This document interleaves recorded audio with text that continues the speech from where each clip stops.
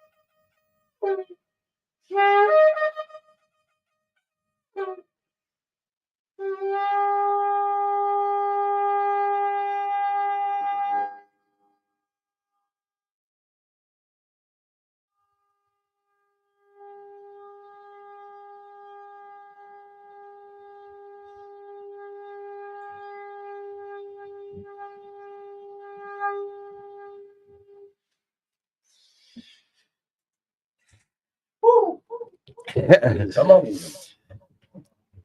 Yivarechecha Adonai Vayishmarecha Ya'er Adonai Pinavalecha Vichunecha Yase Adonai Pinavalecha V'yasem lecha shalom. May the Lord bless you and keep you. May he shine his face upon you and be gracious to you. And may he turn his face towards you and give you peace. In Jesus' precious name I pray. Amen. Thanks, guys. All right, what were you bringing? Didn't you bring someone something? Oh yeah, it's got a bunch of different names. It's the armor of Yah, soap of hope, but I call it the stone of hope because it looks like a stone. And when you take that off, it's got the word of God on it in Paleo Hebrew. So when you use it, you're literally spreading the word of God. Beautiful, brother. Thank you. You're welcome. My pleasure. Chucky. Thank you. Appreciate Got it. I love you guys. I love you. I love you. And we're gonna have Chucky back on for a full episode again, probably in the next few months. So stay tuned for that. All right, we're gonna open this show up. I'm gonna share a few more things, and then we're gonna get after this. So everyone who's out there in listening land, we do know life shows up. It just happens. We can't stop it. And I've had Paul and Carolyn on the show multiple times. This show, I mean, we don't really sit and do, oh, this is dedicated to this or that, but you know what? I'm dedicating this show tonight. It's perfect. We got the Just Hope boys in the house. Paul just had some major health stuff go on.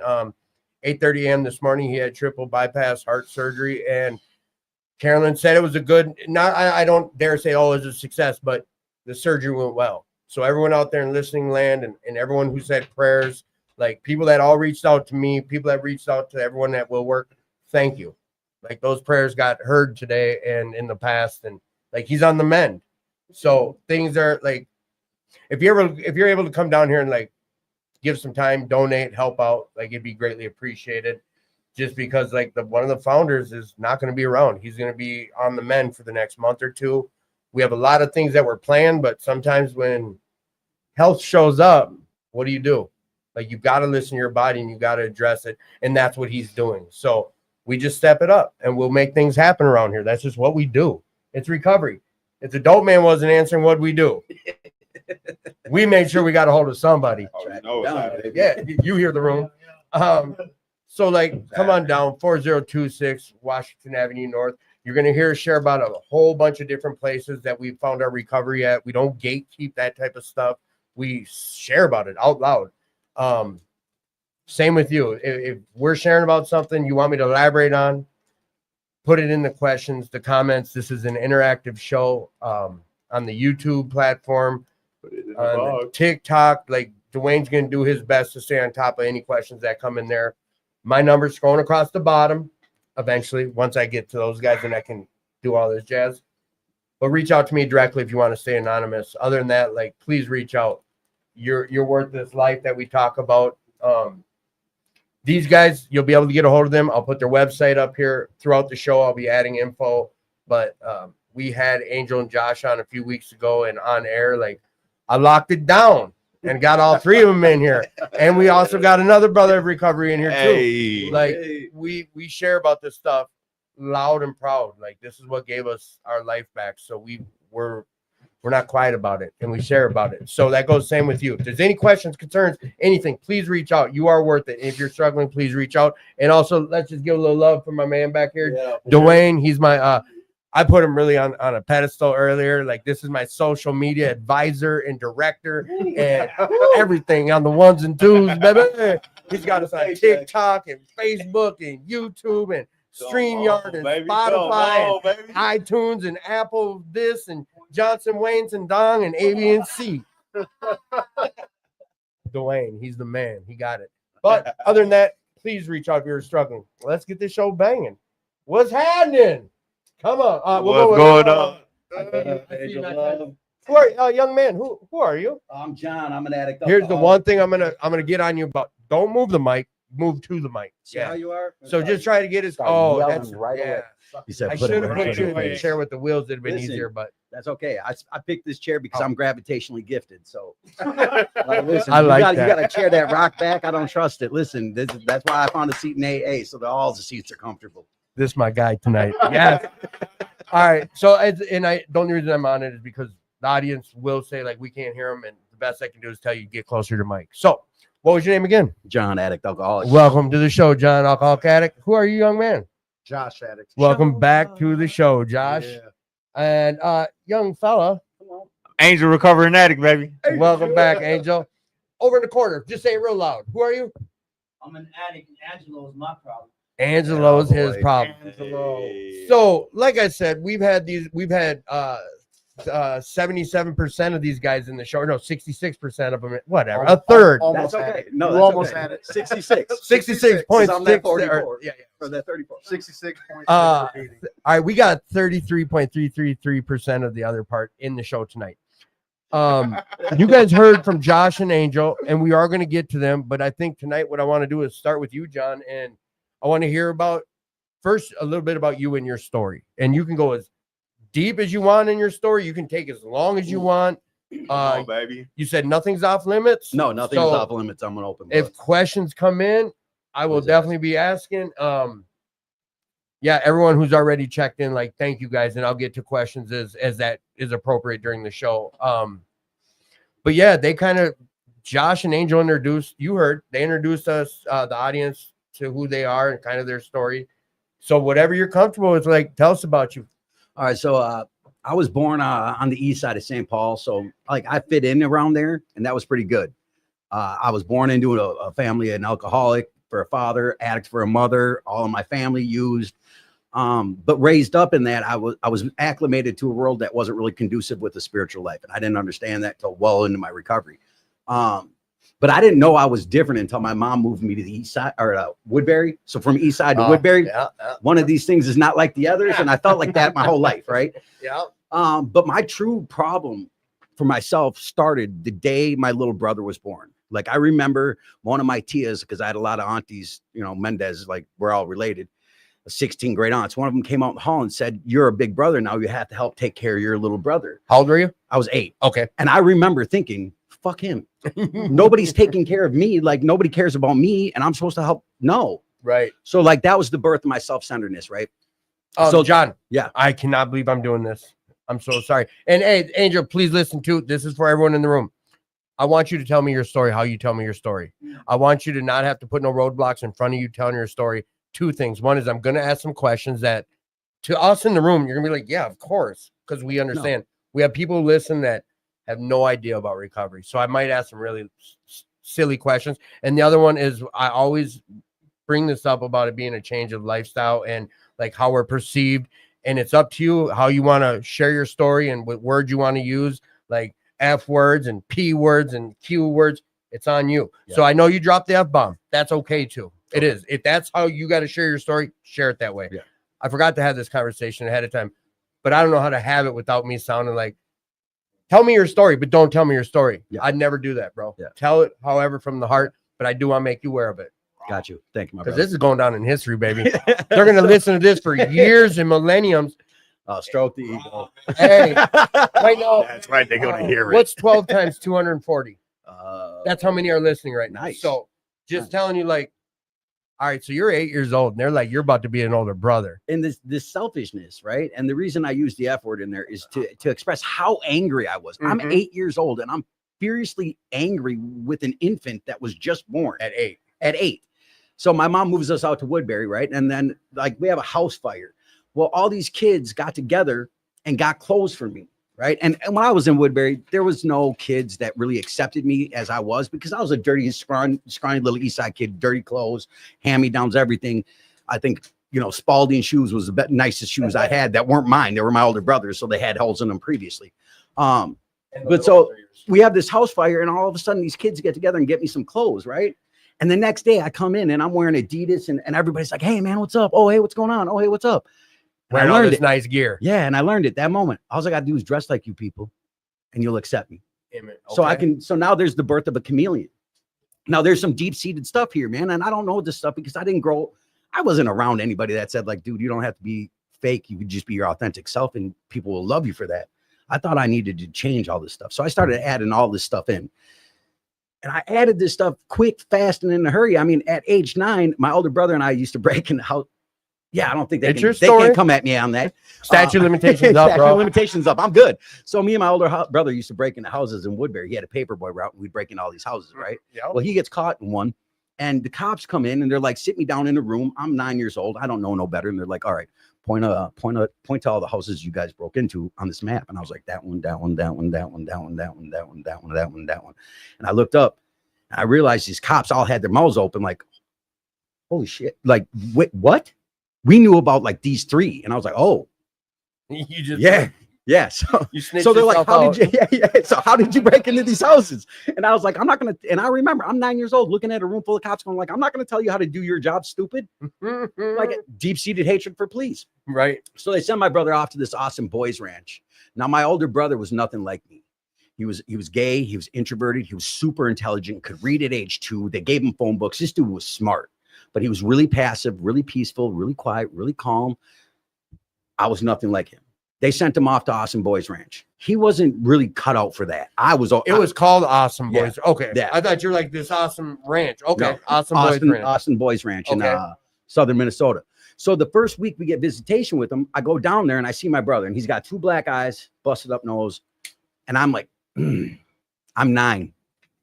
The whole drive back from Austin, Minnesota to St. Paul or to Woodbury, I thought about every road, every turn we took, and I Oh, memorized you're it. plotting. Because I'm going to come back down here. I'm going to kill everybody in their sleep. I'm beating them to the ground. You want to be mean to my older brother, Right. right?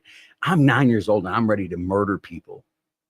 And I think this is just normal because of the old ideas and the people I had grown up around. And, you know, Big Book calls it maladjusted to a spiritual life. I just didn't know how to live. I'll get to these questions that you guys are asking. One though that Mhm. just already came up. If you're okay doing this where I interrupt and ask. So you brought up a few things like you realized looking like others is how I fit in. Did you realize a lot of this is when did you realize certain things? Did you realize at the time, like, is that what, or was this later in life, you looking back on it, that you realized, shit, that's what it was inside? I figured out if I look like them, I fit in. I didn't notice any of this until I actually did the inventory process. Okay. So, And then things were revealed to me that I was like, wait, what? so This is okay. deep-seated stuff. This is, I wouldn't have remembered any of this. And this was kind of my problem in recovery, right? Is I got a therapist and I started doing all this stuff. And the problem was I was lying to them about my childhood. Like, oh, you know, this was my problem. I heard at age 8, oh, Right. oh, you're from a low-income home and your parents are divorced. And the judge said, oh, You rode that way. I didn't know. I didn't Right. even realize I was manipulative at age 8. I was manipulating the courts. I was manipulating my parents. And the question, the thing that is asked, and I get what they're trying to ask is, You realize this once you start doing some steps and inventory, and Yes. you didn't realize this back No. then. No, I was Okay. oblivious to it. Okay. And that was the awareness part. I wasn't even aware that I was like this. I had no idea This was these the things. normal. These things were ruling me. These things were dictating how I behaved in all of my interactions with the entire world. And then the rest of the world would react to me being this way. And I was pissed off at them for doing it. And I'm burned up and I'm running around. I'm just poor me and I'm pissed off at the world and I can't figure out what to do. And this continues, right? Now it's a weird coincidence that at age 8, I started smoking pot and drinking on a regular basis, right? Oh, wait, I got all this stuff. So I started smoking pot and drinking. I didn't elevate until I was like 14. Well, there's another part to this, right? So my mom moves us out to Cottage Grove, and this is another nice area. And she moved us to a place called Little Chicago. And I was like, sweet, my people, right? It's all the people migrating from Chicago to Cottage Grove, and it's low income housing. And we're all just hood rat kids doing hood rat stuff. rat And I'm stuff. all right with it, right? I found my people again. And because I didn't fit in Woodbury, I just didn't have my people. You know what I mean? So I found my people. And there was like 25 of us. We were degenerates, man, to say the least. The Cottage Grove Police Department started a gang task force because they thought we were a gang. We were just a bunch of kids that we joined together in our pain. Like, Right. we bonded over our pain and our discomfort with our family and all this stuff. And that felt like family. And then I felt like I was home. And you Right. acknowledge what you're. I keep getting these. Mhm. What you're acknowledging and what you're saying is you figured this, like the way you're able to view this, viewing that we were just all in pain. You realize this now No. as someone who's in recovery with a clear head, and you've done some self inventory and work on self, right? At the time, I'm thinking like, okay, this is the family I've been looking for. This is, you know what I mean? And I just wanted acceptance. I wanted, Right. you know, Yeah, that's all I wanted, to be part of, not apart from, not feel like I was the outcast. I want to feel like it was okay. And what better way to do that than find people that do the same things you do? Well, okay, so I do drugs, I smoke a lot of weed, I drink. And then somebody was like, hey, have you ever tried meth? And I was like, no, I haven't. As a matter of fact, I'd love to. So they put it, I mean, this how much I was 14. So this was, 33 years ago. Somebody put it in a light bulb and she was like, hit this. And I was like, phew. And this was the moment. That was the moment I realized it was all over, because I exhaled and boom. I mean, fourth dimension, I'm one with all. And that was the beginning of the end for me. Now, from that day forward, I was constantly chasing that same moment, whether it didn't matter what it was. I don't care. You got some more? Can you get some more? If it's yours, now I want it more. And that's what I was with everything. And I didn't realize that. Now, cycles of addiction. I mean, my son was born, I was 17, and I was like, sweet, I'm going to break good. So I stopped smoking drugs. I stopped dealing drugs. I stopped drinking. And I remember the day he was 2 years old. I just got done mowing the lawn in my little house. And I was like, sweet, man, you know what? You deserve a beer. So I got a 6-pack of beer. Okay. And I drank a 6-pack of beer. And the weird thing was within 2 weeks of that, my kid's mom was done with me. She was sick of me. We were screaming and yelling and fighting with each other. And she So left. it didn't take long. No, it didn't take long at all. It was literally 2 weeks. And then as soon as she was gone, she wouldn't let me see my kid. So I was like, you know what? Breaking good didn't work. So I'm going to break bad again. So I went back to the old thing. Next thing you know, I got a rig in my arm. And this cycle continued.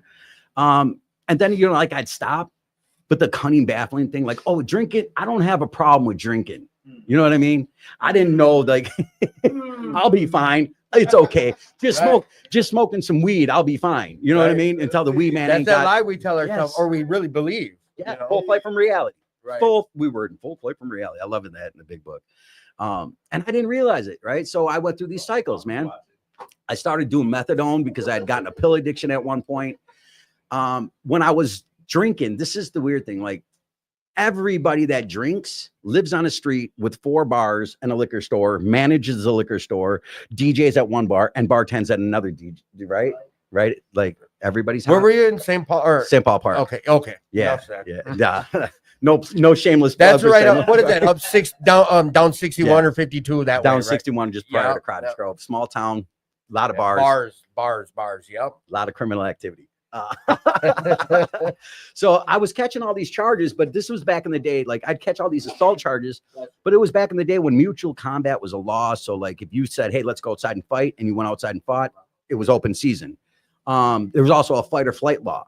If somebody backed you into a corner, you could get into a fight. So I'd back into a corner and get into a fight. Now I had 17 assault charges, like, Uh, and they were all dismissed. And judges were just Bless like, you. well, oh, that's okay because it was mutual combat. So I got away with it. wow. So consequences. So I was didn't gonna, really yeah, come. the consequences. What up to this point? All right, so 17, you have your 2-year-old, or no, you have your baby at 17. Within 6 weeks or 2 weeks of picking back up, wifey's gone, baby mom's gone. Yep. Life starts falling apart. At what point is it rock bottom for you? Because it, how much time do you Oof. have right now? 4 years. Just got Hang 4 on, years hang on, last hang on. week. Yeah, That's crazy. yeah, we celebrate clean Yeah, time here. For real. So- Where do I mean? And I'm not fast forwarding your story. It's your story. What I'm gonna say is like, at this point, like you have this newborn, and from that point on, like, is that what it is? All consequences, and until you get clean. even okay, so like the physical aspects of my life would destroy, right? Friends and family are all dead. Out of the 25, I think there's 6 of us left. Everybody's either murdered, suicide, prison, doesn't matter. Okay. This stuff still doesn't change my trajectory. I'm still going, right? right. Because it's manageable. Because I can manage to keep a house, I can manage to do this, and I can manage to not beat up my old lady. I'm doing great. I'm Right. killing it at life, you know. Right though. That's and the then- lie we tell ourselves. Then something happened. My older brother, I was on methadone. I find my older brother dead, and that day, after the paramedics take him out, I cursed God. I said, "All right, God, you want to take the good one? I'm going to show you. I'm going to break good, and I'm going to become everything that I need to be, and I'll finally be fulfilled in this world." So I did. I broke good. Got a nice house in Cottage Grove. Got Wait a married. sec. Wait. When you say broke good, like we've heard Breaking Bad, but explain broke good because you broke- said that. Like, what do you mean by that? By breaking good, I mean I stopped dealing drugs, I stopped buying drugs, I stopped doing pills. I only did things that were prescribed to me. Methadone was prescribed to Okay. me, so I kept doing methadone, even though I didn't do it like they told me to. Right. You know, everybody sells their But methadone. you weren't living that life. Yes, So that's right. what that means. Like when he Got a says breaking job. good, like Yeah. he's gonna start living good and Yeah. like Graduate college. I'm There going we to do go. this thing. Come on. I'm going to become that thing, right? And Okay. I did all these things, and it was great.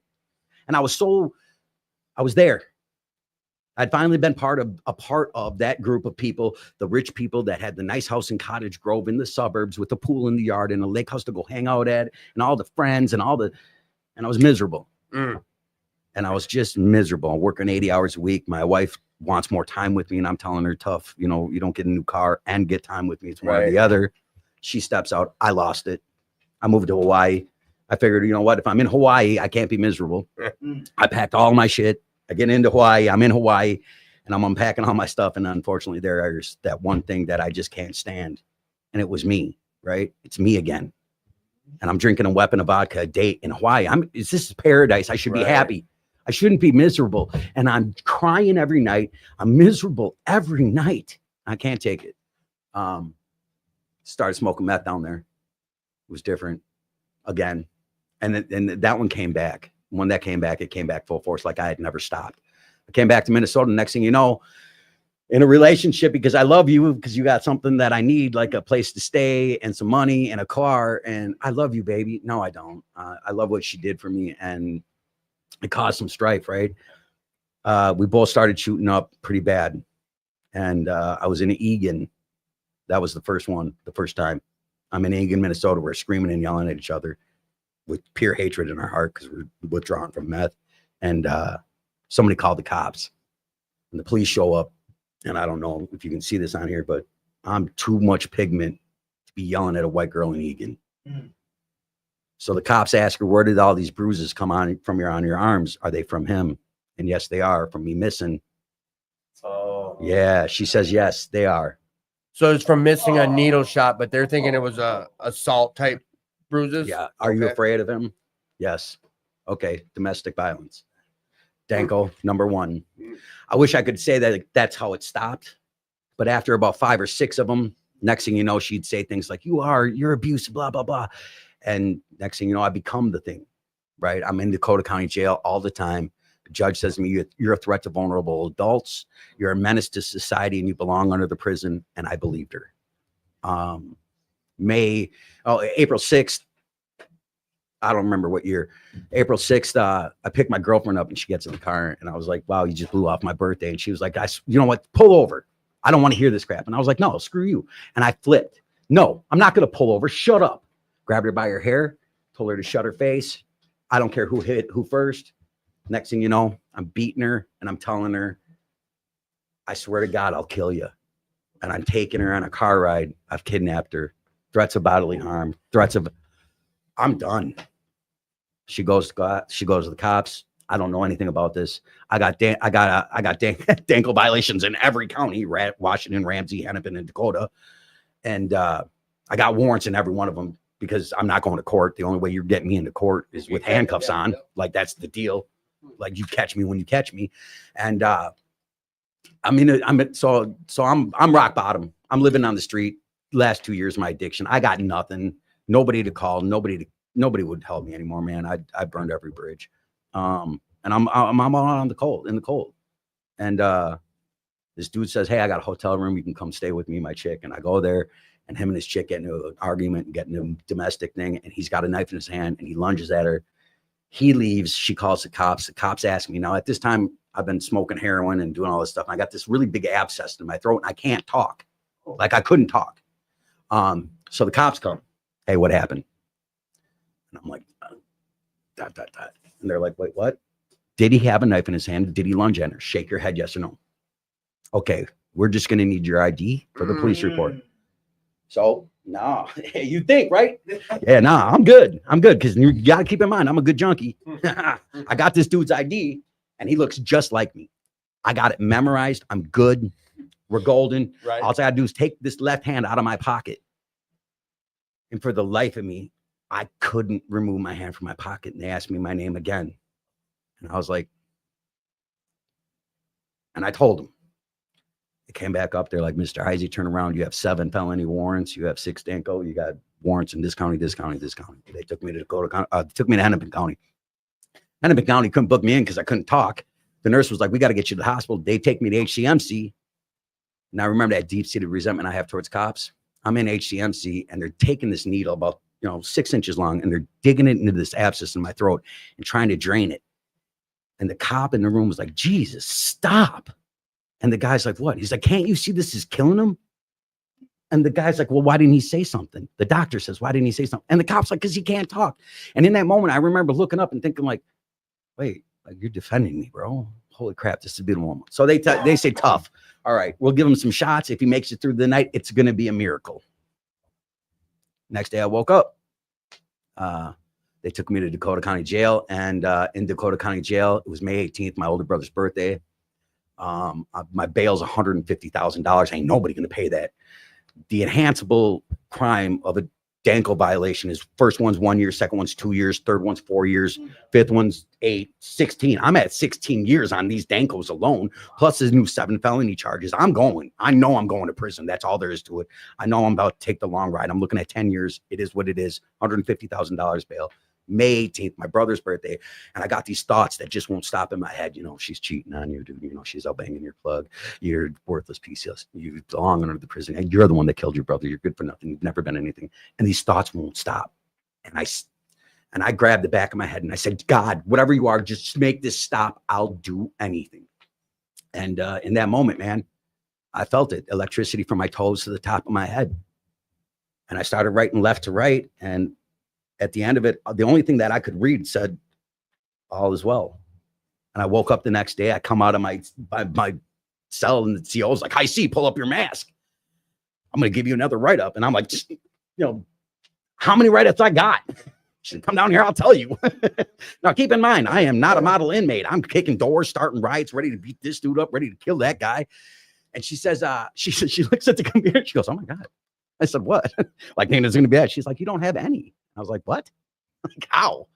She's like, "You're a candidate for the Inmates Motivated for Change group." And I was like, "What's that?" She's like, "It's a different cell block. Would you be interested in checking it out?" I was like, "No." Right away, I was like, "No," because there's this dude. I got to go beat this dude up. How long in were you at this point? I don't even know. 15 Okay. days. Okay. So I'm like, I got to beat this dude up. That's all there is to it. And as I stepped away from the CO's desk, I heard this voice say, "You said you would do anything."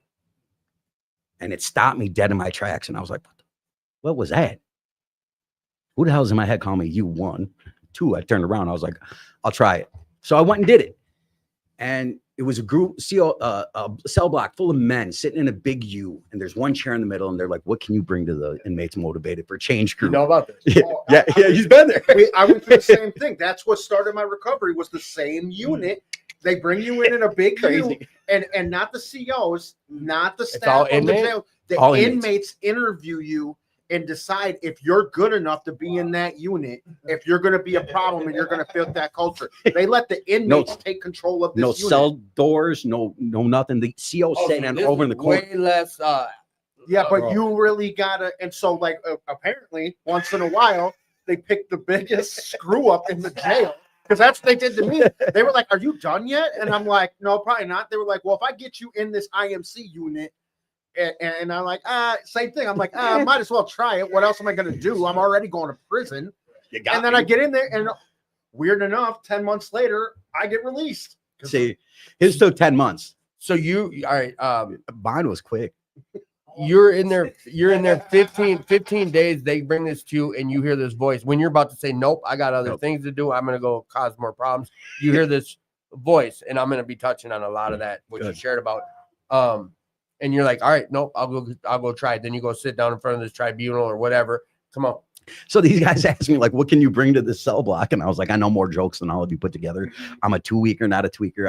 I'll have more fun in here. I swear to God, y'all are gonna have fun. Is that a drone up there? And they were like, and they laughed. They were like, what did he just say? Like, dude, my people, right? So they said yes. They said we have 2 rules: don't lie to us and don't lie to the judge. And I was like, okay, Yeah, not a problem, bro. Anything to get me like the free food. right. Right. I weigh 170. I'm on death's door, like a sandwich. Dude, I love Dakota County jails, bologna. Everybody's like, oh, it's so horrible. I didn't even care, bro.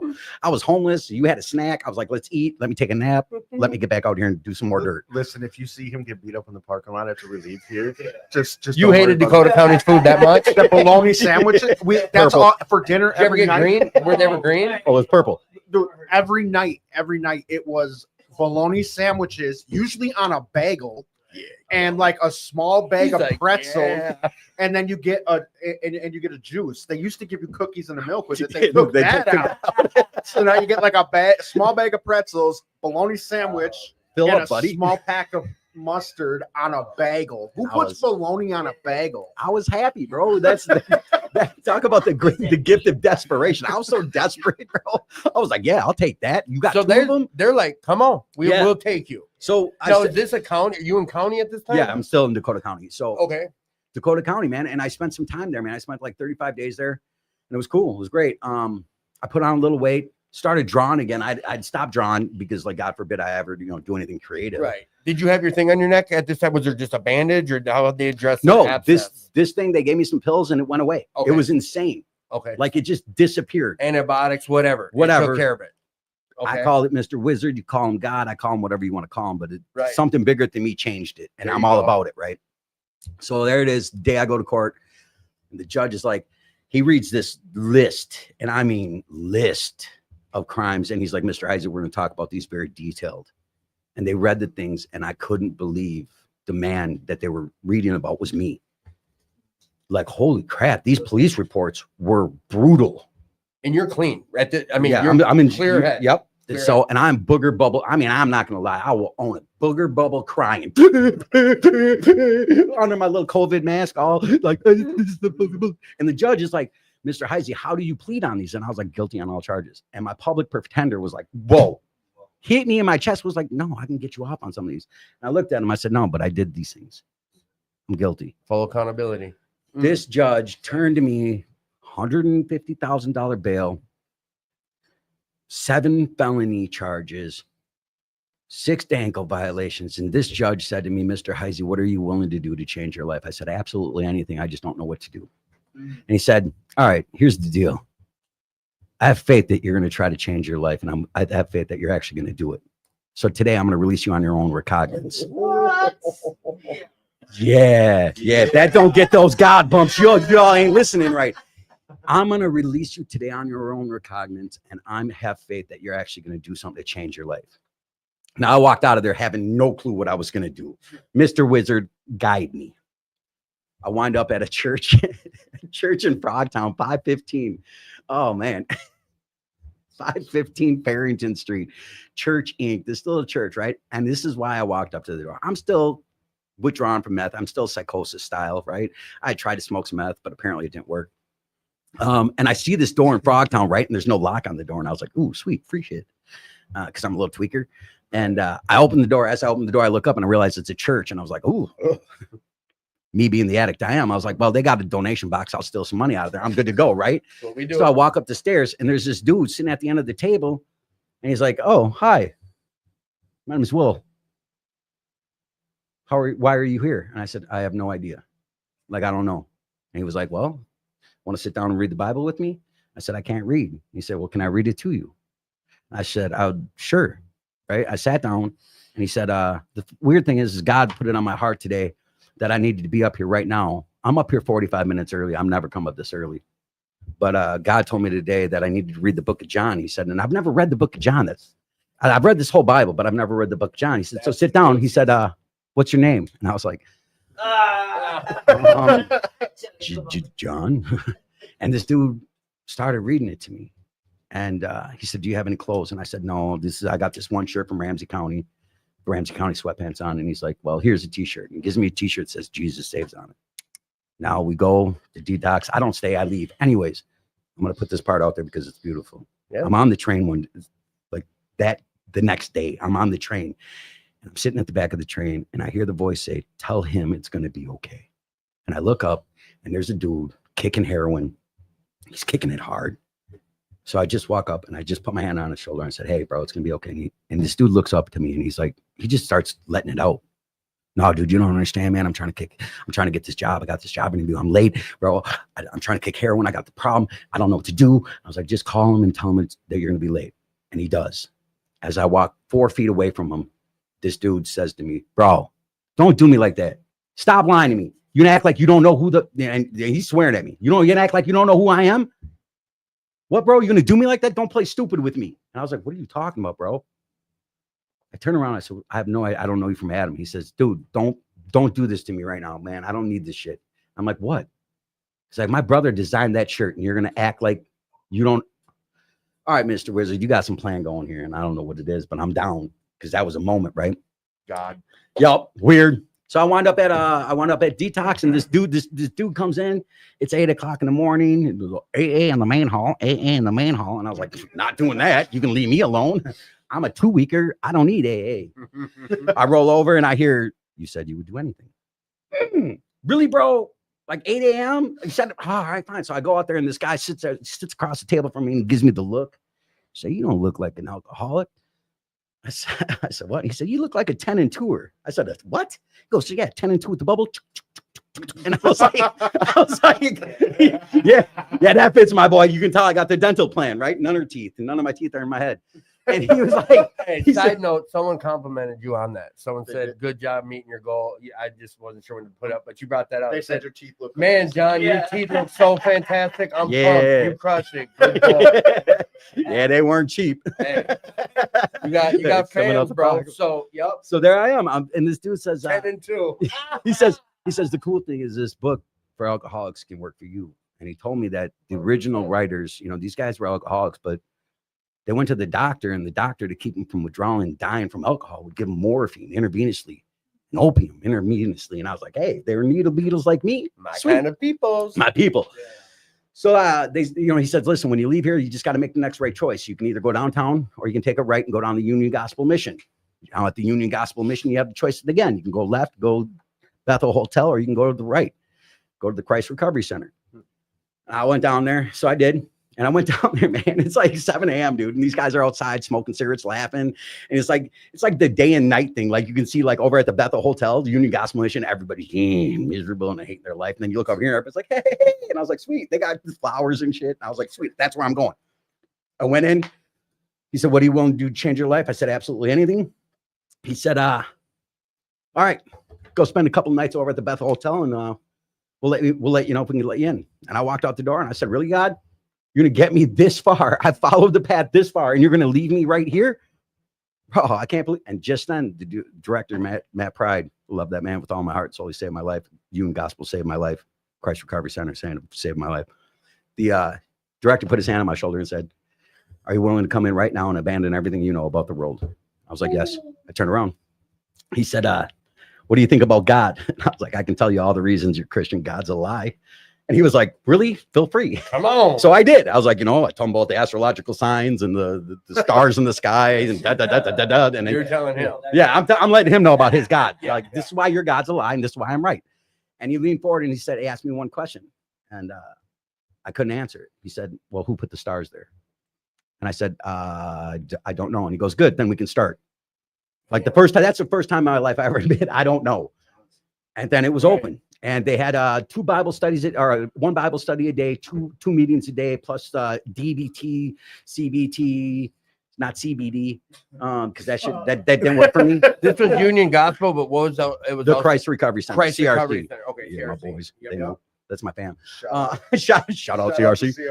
Softball team going to dominate this year until Just Hope makes a softball team. Then we're going to whoop them. Anyways, so and I'm in this place, and somebody said to me, like,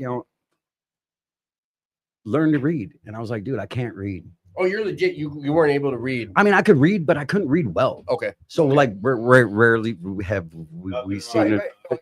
So that's thought what I you were did. Just saying that earlier when dude wanted to read the Bible, you're like, I can't read. I thought you were. No, I mean, I just hated it because I hated it, right? Right. And so every day in group, I would go along with how it works. Rarely have we seen a person fail if they really follow the path. Those that do not until I memorized it. So then I was now I'm going to read it. So that way I don't sound stupid, because God forbid people think I'm stupid. Still doesn't work. The fact that he laughed at that makes me so happy. So there I am, and I memorized it, man. And then it happened. I'm in the treatment center. This dude we called Hemi, because you remind me of Hemi from Over the Hedge, the little tweaker, running around, going 1,000 miles a minute. I'm like, I don't know why I don't like this dude. And Rick Bowman at the time was like, well, who's he remind you of? And I was like, I don't know. I know Rick's good about doing shit like that, ain't he? Yeah. Love that, man. Like, Love man, me. So Rick brought a 4-step, or he read how it works at the meeting. Mhm. Or he brought a meeting down to CRC, and he said, why don't you sit down and read how it works to him, right? I was like, hey, Hemi, you want to sit down and read how it works? He's like, I can't read. And I was like, huh, what a coincidence. So it's like a little God moment. So I read how it works to him, right? And he gets up and he just tricks it off. He runs, right? Because that's what Hemi did. And I walked across our meeting room. It was pretty long. And I sat down and I was like, what the hell is that? I was high. I was like, whew, like, that was better than the best blast, better than crack, better than meth, better than anything. I was like, holy, what the hell was that? Service. Whoa. Spiritual high. And I was like, so wait a second. If I do more of this, I can get more of that. And I like more. So let's get it, right? So next thing you know, I'm just reading this thing to everybody. I don't care who you are. And then next thing you know, I'm going through this inventory stuff, right? And I'm doing the first 3 columns on the inventory sheets as laid out by AA by the book.org. These inventory sheets help me flip it and put the other person out of my mind entirely, disregard them entirely, right? But I'm doing the first 3 columns. Who am I angry at? What caused the anger? And how did it harm me, right? And I don't just mean anger, resentment. My older brother's dead. God took him. This hurt my ambitions, my security, my self-esteem, my personal relationships. Every time I talk about my brother, I would weep. I would cry. I would re-feel these feelings. And I couldn't understand why I kept re-feeling them. It was almost like they dictated how I felt today. And it's the only moment I have, which is the now. And so I fill out all these sheets. I got like 16 of them, and I'm doing columns 1, 2, and 3, and I'm physically ill. Right. Like I spent 3 days in my room, and I come down, and Rick is standing there, and he's like, he says, well, of course you're sick. You're in the first 3 columns, man. Let's flip the sheet. And I'm like, what do you mean flip the sheet? I forgot there was a backside, dude. And I was like, wait a second. So now this was after Rick had already taught me TM, Transcendental Meditation, which changed my life. Hello. Holy crap. The ability to regain knowledge and just store this information is rocketed me into another dimension. My IQ went up. I can recite 98% of the Big Book of Alcoholics Anonymous. It's the first book I've ever read. And then I started reading other ones, and things got weird. I recite more out of the Bible than anybody else I know. And you credit a lot of this to TM. TM all the way. TM all the way. It made my Transcendental mind. meditation. And if you laser want sharp. classes, you can reach out to Rick B, who comes on the show once a month, or he does a 4-step workshop at 2218 every Wednesday at 6:30. Sorry for interruption. Keep going, John. No, thank you for the plug, because like Like I shine everybody I work with and all of my friends towards Rick because there's a reason. There's Hey. something there. I don't know. He changed my life. And you're the only other person I ever heard share it just like he did. Like he said that when he was in his depression, I know you've heard this, but when he was in the worst part of his depression and early recovery, the only thing that was taken away, but he didn't realize it for a few weeks, was when he go to these meetings or he'd do some service work. That night he could sleep without this depression and guilt. And he realized like, whoa, just like you shared, There's something here. there's something here. What is that? I don't know, but I like it. Right. Uh. So I go up to my room that night because Rick was like, you got to flip the sheet.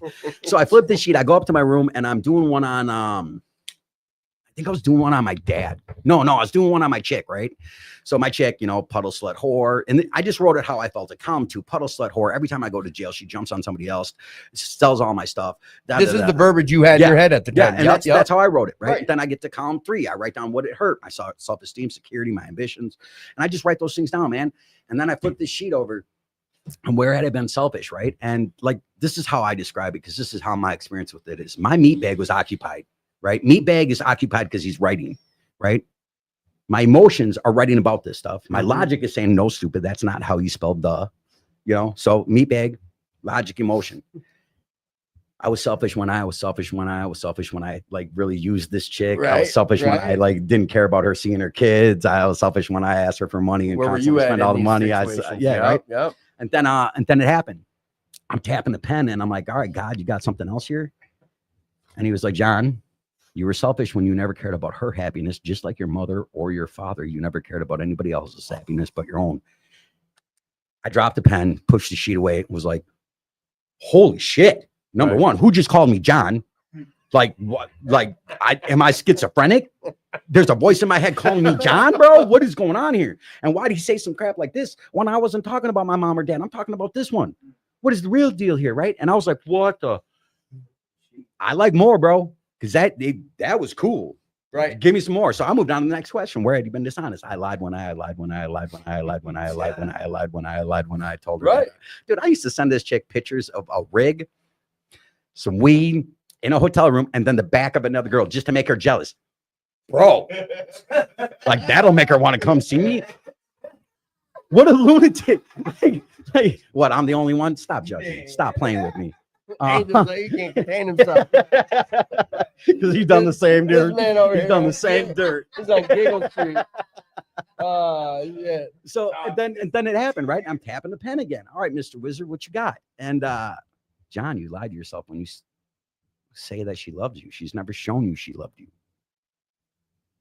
But you believe it and you lie to yourself. Okay, here we go. All right, so what's next? Where had I been frightened? Afraid of losing what I have or not getting what I want.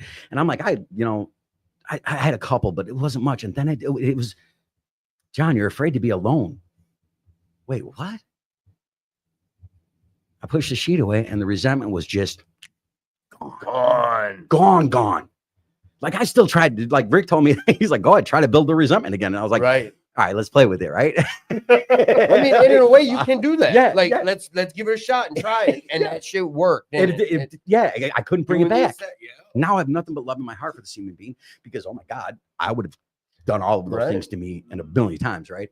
So that was it, right? And then me and Rick read these things, man. I did a bunch of these sheets and I live by these sheets. Like if you know me in recovery, you know one thing, come up to my van. I got a 4-step inventory sheet in there right now. Let's get in the van. Let's go get weird. Let's go talk to God. See what God got to say about this, right? So that's what I live by. And I just do what Rick, Jesse, and Patrick Morgan do. That's all I do. I do what they do, except I do it my style, right? Because they they're very quiet, they're very reserved, and they're very peaceful. And they had something I wanted. I want that. Yes, right? I want that. But I'm still a degenerate. I swear a lot, right? So like Christ Recovery Center might not be the spot for me to go do a 4-step inventory. Twin Town, however, my people. So I definitely go there. I bring a meeting there. I bring one to North Star Treatment Center. And these are the places I just do what those guys do. And I'm getting what they got. And that's peace and serenity and happiness. And the more I deal with these resentments and these inventory things, right? The more that's when I learned about these things, like, oh my God, I'm seeking approval through my external things, right? I want your approval so I'll have a good job. So then you'll approve of me. And who am I getting my things from? And all these fears. And why do I have these fears? I'm driven by all this fear. because self-reliance has failed me my whole life. Am I self-reliant, or have I made a third step decision? Trust Almighty, Adonai, Allah, Ichimanadu. I don't care what you call it. I just call it God because it's a one-syllable word for me that gives me something insane. When I went to the dope dealer, I never said, do you have any crystal methamphetamine? Right. That have shot me, right? Right. I never said, do you have any fentanyl? Do you have any heroin? I said, you got up, you got go, you got down. I need a one-syllable word for some shit that's going to make me feel better, right? So that's when I say God, like this old idea that God was religion, that was smashed. Yep. That was smashed doing this inventory. God wasn't in the church. He was in room 292 with me at CRC, and I don't have to look outward for him, right? And this was kind of my problem my whole life. I had this external devil, so I could blame the devil, and this external God who I was always seeking, right? No, there's something within me, and that spirit that's within me was awoken multiple times, multiple huge ways, and it still happens all the time. And I grow spiritually, and it's beautiful. Like this is the journey that I was designed for. You know what I mean? Like my story, and Rick is wonderful, right? Yep. But Rick can't reach everybody. I remember getting to a room and seeing this dude with a neck tattoo that was like, I don't know how to do this shit, blah, blah, blah. I was like, sweet, my people. He's got 10 years. Like maybe he knows something, right? So who I am, my authentic self, by removing all of these things that aren't me, because that's what I thought. I thought recovery was about adding stuff to me to make me better, man. And Rick was like, John, recovery is about removal, not addition. We don't have to. Michelangelo said it. He never chiseled David. He removed all the rock that wasn't him. And that's all I've done in my whole recovery is move the shit of me. That's not of me. That's not of my spirit. You know, the meat bag still got a lot of issues. Deal with the meat bag. He's just here to carry the spirit. So that way we can do this stuff. The rest of it changed, man. And from day one, from sweatpants, 2 shirts, nothing else to my name, homeless shelter, CRC, to where I'm at today. Come on, man. I do this stuff on the regular. I live by it. I love this stuff.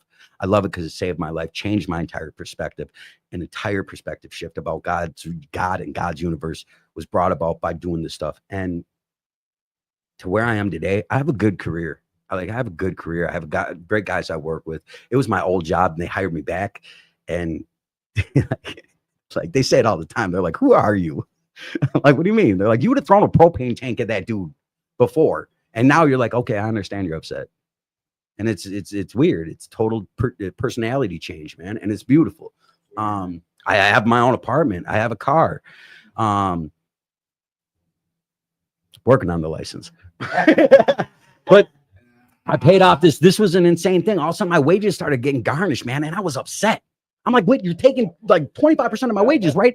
So I go to the IRS and I'm like, wait, how do I owe all this money in back taxes? And they're like, this isn't back taxes. That's booking fees. And I was like, $10,000 worth of booking fees? Whoo! Like, how am I ever going to do that, right? I paid that off a couple months ago. 100% paid off completely. That's a miracle. Yes. Started paying child support again. So my financial amends are on their way, right? But these personal amends, man, the amendments, the changes I made. I tell my guys all the time, they're like, I don't know why my life doesn't get any better. And I tell them the same thing all the time. That's stop getting high. That's a good start. You're not powerless over drugs and alcohol. You have a word. You're separated from them, bro. Right. You got to lie to yourself to say this time it's going to be different. And then it's going to destroy you. And I don't lie to myself anymore. I know that I'm an addict alcoholic. I know that I was designed on purpose and for a purpose. And that is I can reach guys that certain other people can't. And I believe every individual in these rooms has a story and can say something. I mean, there's no place else on the planet where you're going to go say, I beat my chick, domestic violence, kidnapped her, threatened to murder her, and have people say, I love you. Yep. So this is why I come here. And I believe every individual in this, no weapon forged against you shall prosper. And I'm a firm believer in the biblical stories and how they're laid out, the parabolical versions of these stories, And how you can David. relate them to Yes. your own journey. Yes, every individual in the Bible has the same story. They rise, they fall, then they ascend. I rose, I fell, I rose, I fell, I rose, I fell, I rose, I fell. I built it up, I broke it down, and I destroyed everything again. It's time to ascend. And the day Rick said to me, it's because you're in the ascension process, I was like, holy crap. And that's what I Newsflash. decided, man. Hey. David and Goliath, all of these stories, all of these parabolical stories that talk about this stuff and how this stuff was done. David didn't kill Goliath with a rock. It was the weapon that was forged against him. It was the weapon he used to kill Goliath. The weapon that Goliath brought to kill David is the weapon he used to kill the Goliath. Are you Guys, telling me you that's hearing not this? recovery? Yes. You telling me that's not recovery? So my addiction was the weapon that was designed to kill me? All right, then. All right, then. That's the weapon I'm going to use to slay the demons and the giants in my life and everybody else's. And if you're willing to come along, let's get weird, let's get wild, let's get stupid in recovery, because this shit is fun. And if you ain't having fun in your recovery, you ain't met none of us. Because Right. everybody in this room has been laughing and happy.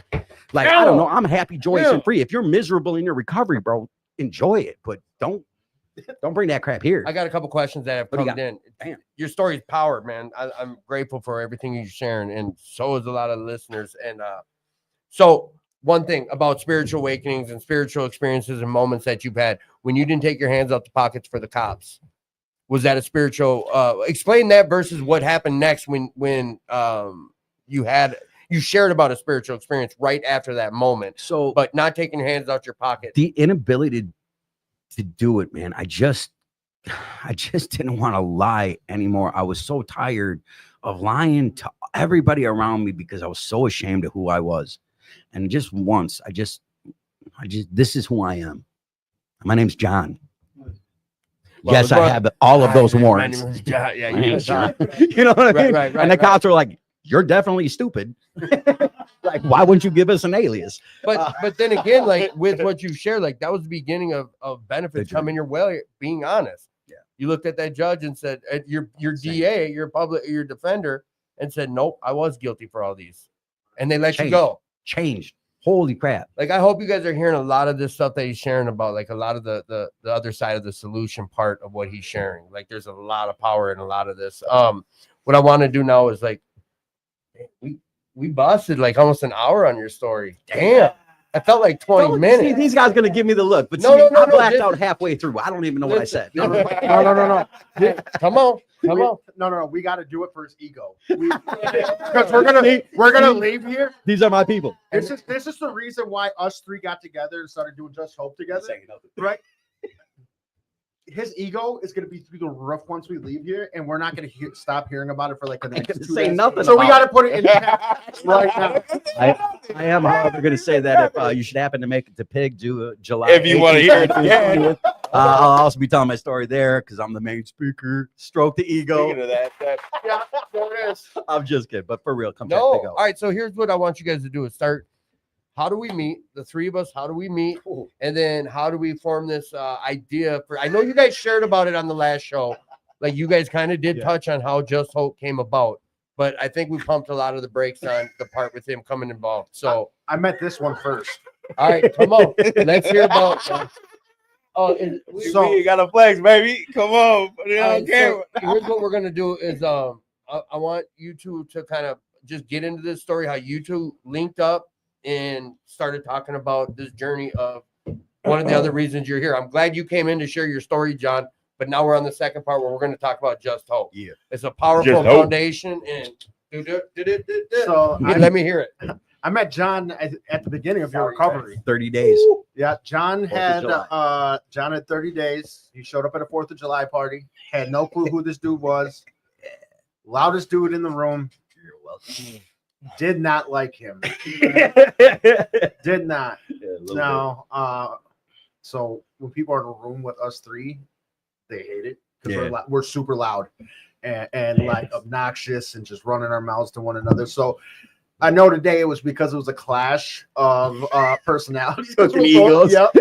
And so John won a bunch of money at 30 days clean from a 50-50 raffle. And in my head, and I even said it to a friend of mine, I'm like, who the hell is this guy? Right. And a couple months down the road, we were doing sober bowling.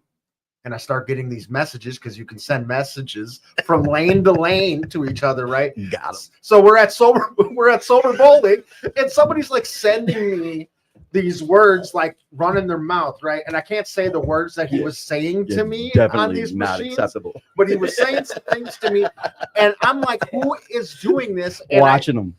I see, and I look over, and there's John laughing, right? Got him. And he kept doing it, and for some, based off of that, like our friendship grew, and John and I, like from that moment on, you know, I didn't hug a lot of people in the beginning, but anytime that I ever saw John, I made sure that me and John, you know what I mean, hugged each other. And then Touching me, yeah. touching you. then I met this one next. Man. He came afterwards. He's gonna tell the story different than I'm gonna tell He's it. the Right? side chick. And Yeah, right. in his head, Side chick energy. so I used to be one of the managers at Eastside Pizzeria, but I moved on to go work at a treatment center, and I came back, and Angel was working there. Angel's gonna tell you that we met, and I kept bugging him and following him around. That's not It's true, bro. I don't know what happened, but bro, he started humping my legs. I don't know what happened. You want your wild I'm like, what are you doing, bro? Get off my leg. I don't even know you. I don't know you like that. I'm not your puppy. I met. This is how it went. Literally, I met Angel, and he was just there. Just bow. You were just there. Don't know how. Yeah. We met, and Angel and I were friends right out the get go. Yeah, like instantly. But he was just there, and he just started showing up at meetings, and you couldn't go to a meeting that I wasn't going to see that you weren't going to see Angel, and he was just there. And then he became Angel's sponsor, right? So then Of course. all of a sudden, like it all just came together, like perfectly. All right, so the three of you guys link up, like realize, all right, so you're sponsoring, you guys are always together. Things are. What's the vibe? Like I know you shared about it last week or 2 weeks ago. Who dropped? I know you said just hope. Angel named it. Angel named it. Oh, Just helping other people. That's all out. it is. Come on. So the way that Just Hope started was John called me one day. He had a friend who was, I don't know if he was living there. He was living there. Yeah, he was living there. It was an old veterinary clinic over in Newport. Okay. John's like, come check it out. He's talking about turning it into a sober house. Now I am also co-owner. You're part of Sober House owning, Yeah. running, and Yeah, and so okay. I'm co-owner on a couple sober homes. And so he called me, and he wanted to be like, hey, what's it going to take? You know, How do we make this work? how do we make this work? Can you take a look at it? Let us know if it's good. Sober. And so I go over there, right? And it's the most rundown place that I've ever seen. This guy's like, yeah, we can put a bed here and a bed here. And I go to the second floor. I'm not joking. There was a huge hole in the floor. 8 foot by Like, 8 foot you hole. could, parts of it you could see to the right through it. yeah. To the What are we gonna do with this, bro? It was. I was like, and like I whispered to John, I'm like, dude, this can't be a sober home, dude.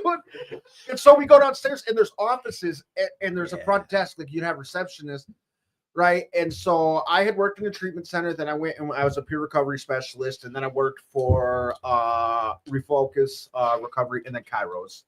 You know what I mean? And so I knew about recovery community organizations. I had helped a few of them out, and I saw the offices, and it clicked in my head. And I told John, I said, why don't we do a recovery community organization? No, he said an RCO. An And my goofy RCO. ass leaned forward and said, Recovery community. what's an organization. RCO? Because I'm okay with saying I don't know what that is. And he Right. was like, Go ahead And he explain did. it. Yeah, and so I told him what an RCO was, right? And Hang on. Well, how are you, or how'd you become so well versed in the not higher echelon of recovery, but like the other side of this recovery journey besides just sitting in the rooms and recovering? What was kind of going into your story more on this, but what was it that got you elevated into this side of sober homes and knowing about an RCO and like, so I had I have worked at pretty much all levels of treatment, recovery, Okay. all that. So I started off working at a treatment center, addiction health center, started working there as their housing and marketing director, right? And part of my job was finding housing for the individuals that would come Okay. in. So I became really good at it. Like I could find housing like any time it of was the part of day. your job then. Yeah. Okay. So I just became that guy that people call me like, hey, we need housing for somebody. Can you find housing? And I could get somebody You already in. had leads. Like Yeah. you already were in bed. connection, baby. And so, and then I met my business partner for the sober housing. And I got to tell this story really quick. Yeah. So in my addiction, right, I worked for a place that was scamming people, right, telling them that they were going to give them ad space, right? And so my business partner back then, right, was like, I'll get some ad space from you if you buy life insurance from me. And I'm like, You're both. and I'm like, all right, let's meet up. But his company, his job is legit. Mine Yours is wasn't. not. Now, I didn't know 100% that this was going on. I had an idea, but I didn't know for You sure, knew. right? No, like, You right. lying, It's- too. You're a so- pun. yeah. And so, but I was benefit from it. So I'm Right. right. Saying, right. I needed the money. I was still sick. Like, I didn't get care. it. No, bro, I Yeah. get it. Yeah. And so he never got his ad space. I got his money, right? So fast forward at the treatment center, for about a year, I'd been sending people to his house, right? And one day we had another guy. I had no clue it was him. We had another guy, Oh wow. and he's like, you've never been down here to see the house. Why don't you come down while I check this guy in? And you didn't know. I had no Okay. idea. Get there, he opens the door, and I immediately recognized him, and I'm like, oh. And I looked at him, and I said, he knew exactly who I was, and I looked at him, and I said, listen, I got the money in my bank account right now. Like, Huh. I will pay you back. And he goes, no, clearly you're living a better life. Don't worry Yeah, about about that part. Hey, bro, because you're living on men's. That Like, we're part. great. Yeah. it. Man, so That's some of them promises. Like that's a Yeah. different level of these promises coming to you. So something, yeah. So some things happened between me and my job at the treatment center. Okay. I got let go, right? And Thank you, he had God. heard about it, and he actually called me, right? And he had been looking to expand, right? And he's like, "Hey, I want to expand. Do you want to, go in on a sober house?" And initially, I'm like, "Well, no, I don't really want to work." It's like I thought he was like asking me to be a property manager, like, at the But time. he's like legit want to be Yeah. my partner. Yeah, I'm living. Yeah. I'm Let's I'm make living this. with my then Yep. girlfriend, like now wife, Yep. right? And Baby so I'm mama, like, all that good stuff. she's Stop not my lying. baby. Yeah. All right. No, no. All right. I'm jumping the gun. I'm No, jumping the gun. no. That's not. Shut up. Anyway, Call him so out like that. Side chick. So no, wait, but So, sorry, what? this dude that basically you burnt up way back. asked me to be his partner. That's who your business partner is. That's who my business partner is. In the Yeah. sober house. Yep. The And wizard. Mr. Wizard, bro. Right. Same as say God, say And my so- God can't do something. I dare you. Go ahead, I'll wait. So he's one of the guys that really has been like teaching me about business acumen. Okay. Right. So on that's that aspect of how you've been Adds into growing. this, right? And so it went Addiction House Center, sober house. Then I went and took my CPRS training, started working for Refocus and Kairos. I had a big issue with harm reduction, methadone, all that. I thought abstinence was abstinence. And what do you call Mr. Wizard? Mr. Was Wizard like, said, watch this. Watch this. My first position was at Valhalla at a methadone clinic. What a Right. coincidence. And so I'm like, okay, I get it. Right. And so I worked in a methadone clinic and all that. So I've worked in every facet of recovery. And as I'm going, like I'm picking up these pieces and learning from all of it.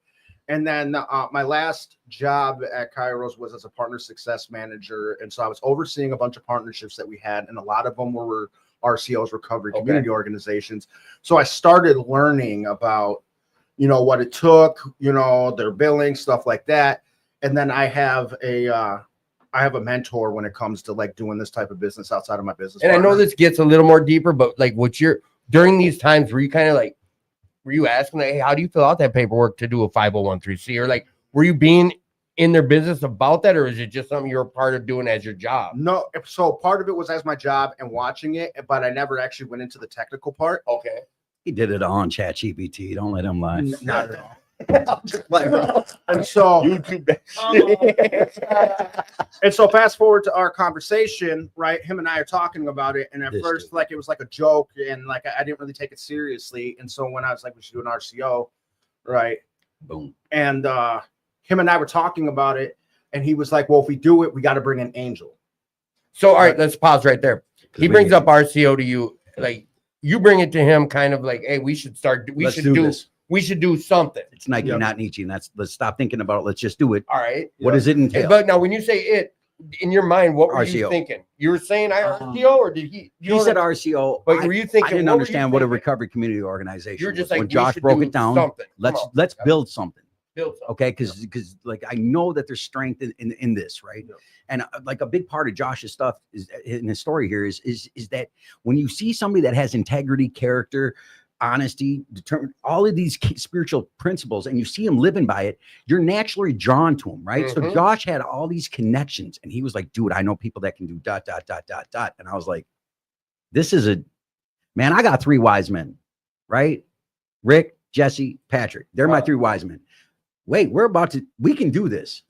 All right. So we're 3 degenerates, but I know that each one of us has a story, and I know there's something that we can help in it. And I know that there's an ability to communicate with another individual that is so beautiful and it's so rare that people connect in that way, that we need to do something with that. Right. And I didn't care what it was. I didn't, me personally, I got like long-term goals on another area, but Just Hope was just that. It's just hope, just helping other people elevate. That's it. That's how it came up. Don't stop. Honestly, that's Yeah. how it came up. That's how me personally looked Yeah. at it when that came to me, bro. It was like, That's just what are you talking about? We do this. This is what we do. This is what we meant for. You know what I mean? Yeah. Like, this is what life is meant for us to do. Yeah. You know what I mean? We were If there's already doing it. there's not a mission, that was, you know what I mean? That was the mission, was the bro. moment. That was it. Like, why are we doing what we're doing to do this? and You know now, what I mean? like, I know there's And we controversy in the rooms. We want a spot for people, bro. We want a spot for people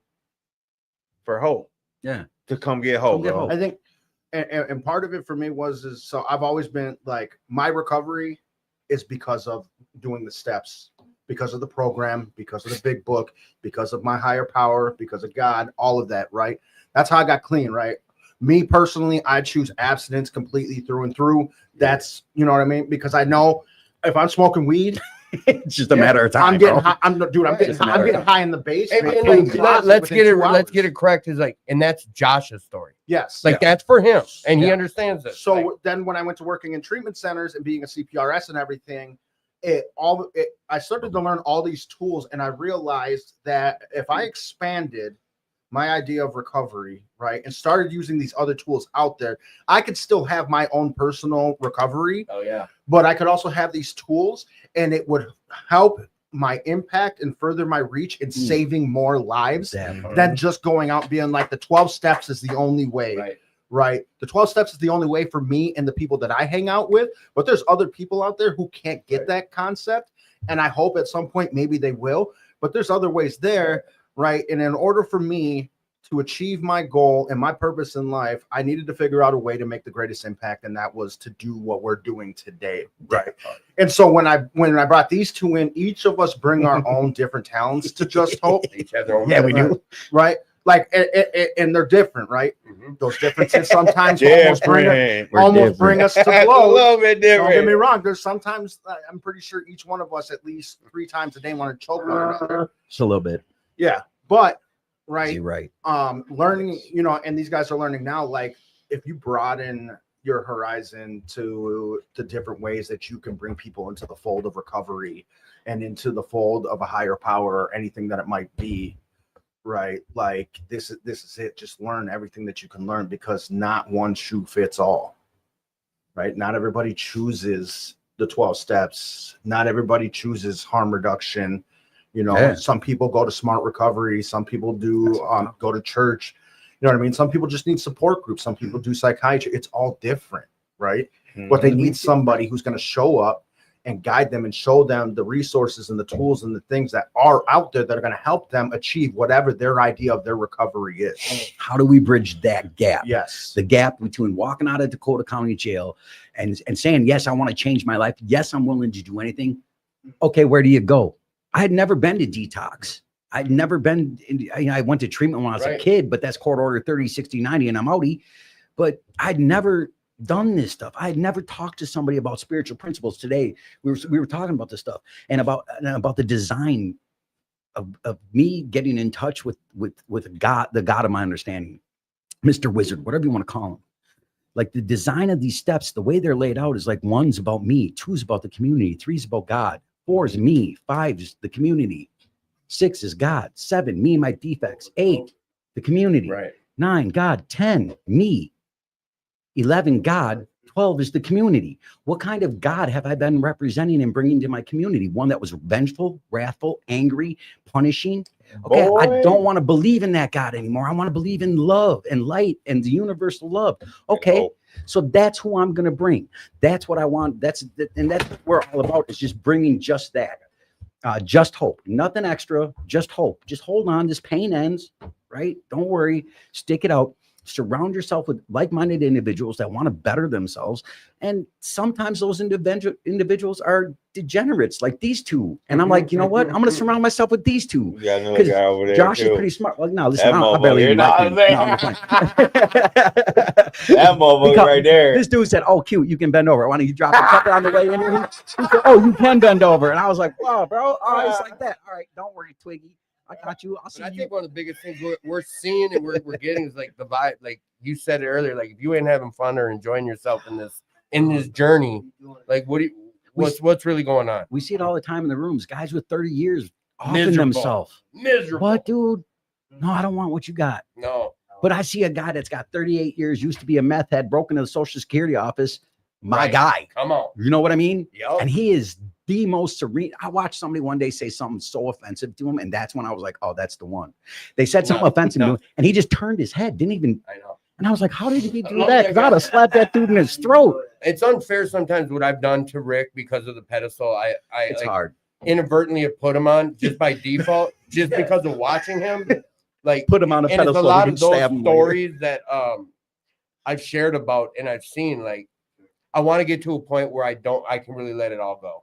It's Like, I've heard other people like that dude with his ego. It's like, no, bro, that's who he is.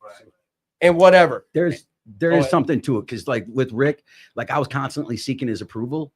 Right, I'm seeking my sponsor's approval. You I ain't want him to getting it say that way, "good though. boy," I mean, "atta go boy," ahead. and Rick never gave it to me. Right, and at one point, I'm doing a 4-step sheet on my sponsor, because if you ain't done one on your sponsor, you should ain't probably doing it try right. one. Oh, And I'm like, I'm mad at- definitely done one on film. Yes, right. Definitely done And one what on am I film. mad about? He's not giving me the attaboy. He's not saying good job. He doesn't say, congratulations. He doesn't even on my sober day. Blah blah blah. Self-esteem, ego. Yeah, blah, Right. blah. I flip the sheet, and Kill guess him. what comes out? Guess what comes out? I'm like, oh, where am I friend? Once again, John. John. Why are you calling me John, bro? Like, I get it, God. I will call you by name, he said. And he said, John, you don't need anybody else's approval. You have mine. And I was like, damn, By Who default, a good sponsor. will lead me to God. I don't know, That's bro. it. I never had to do one on my sponsor. I don't think so. Yeah. You know what I mean? 'Cause you got that's the just me, though.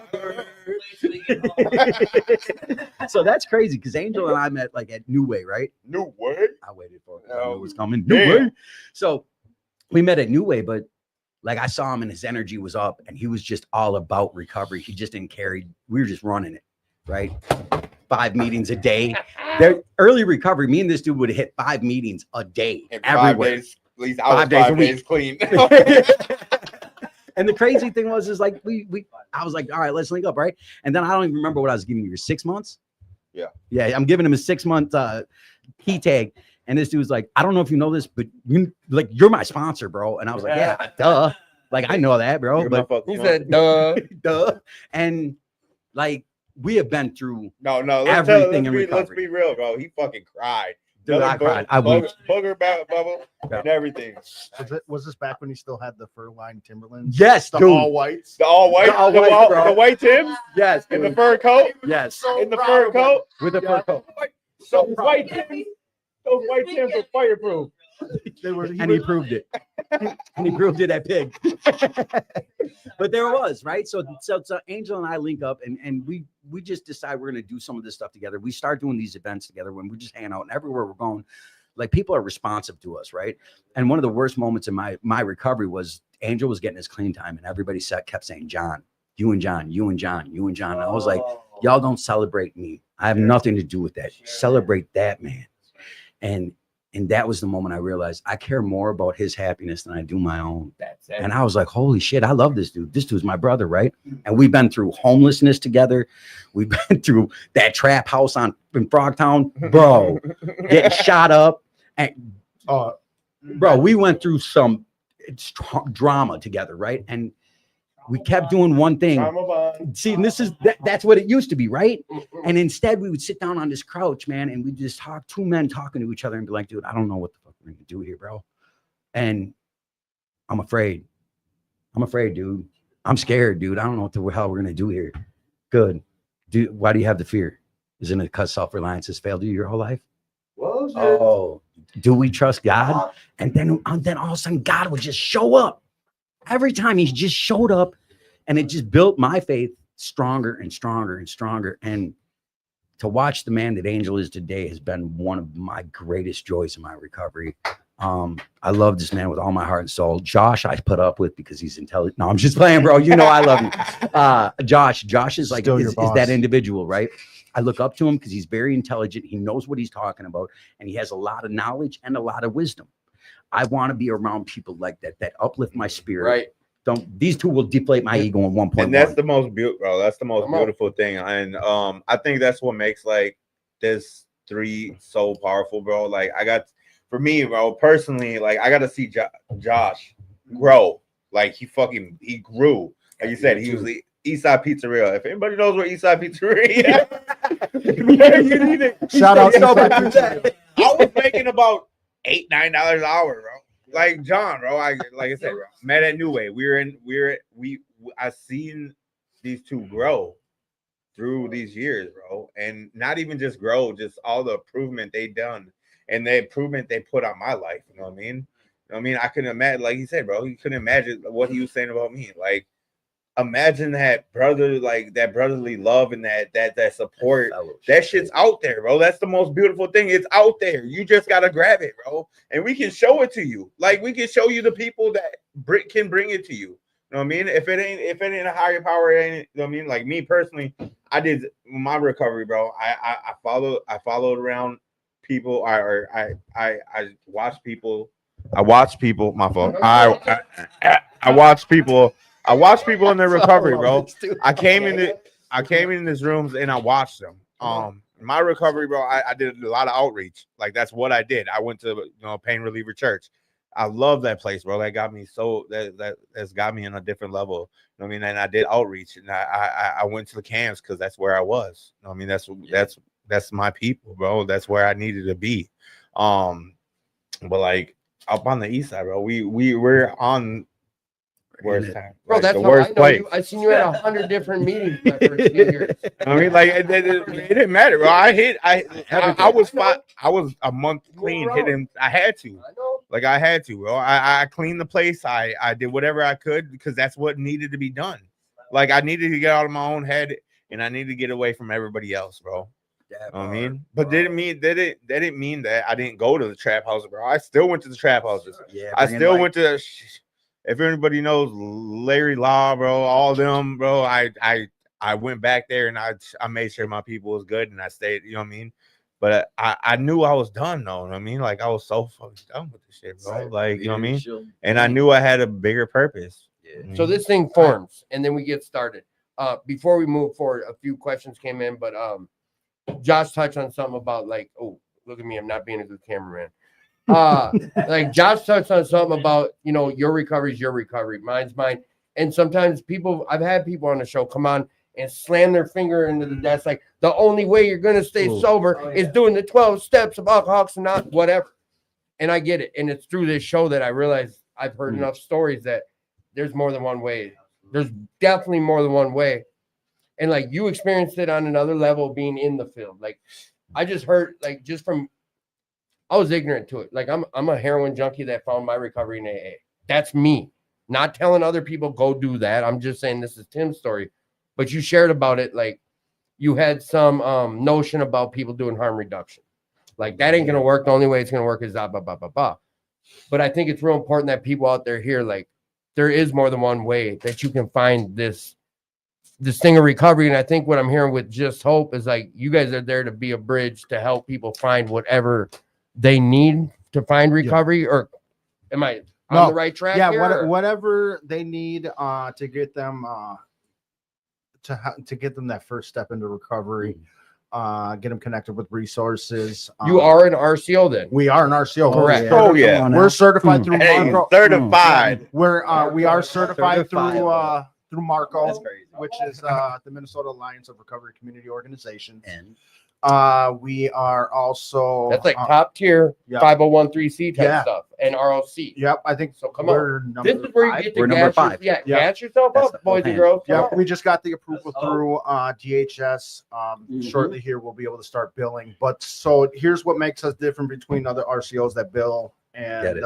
and us is that we provide services right now. No matter what. Do we need money to keep us running? Absolutely. But that is not going to stop us from providing the same quality of care and services to anybody who walks through that door. So, and someone in the corner is raising their hand, but my question is this: like, if someone right now, a listener, is like, I'd love to donate. Like, how could they? What's the website? What do they do to reach you guys right now to donate? So we have we put up I don't know if people have been seeing it, but I've been posting a GoFundMe on all of our pages as well as just On Hope all your pages. Facebook pages? And Yep, like every day. Is there Just Hope site yet? Just Yeah, there is a hope Just MN. Hope. That's Just it. justhopemn.org. You can go on there, and at the top there's a button that says donate now.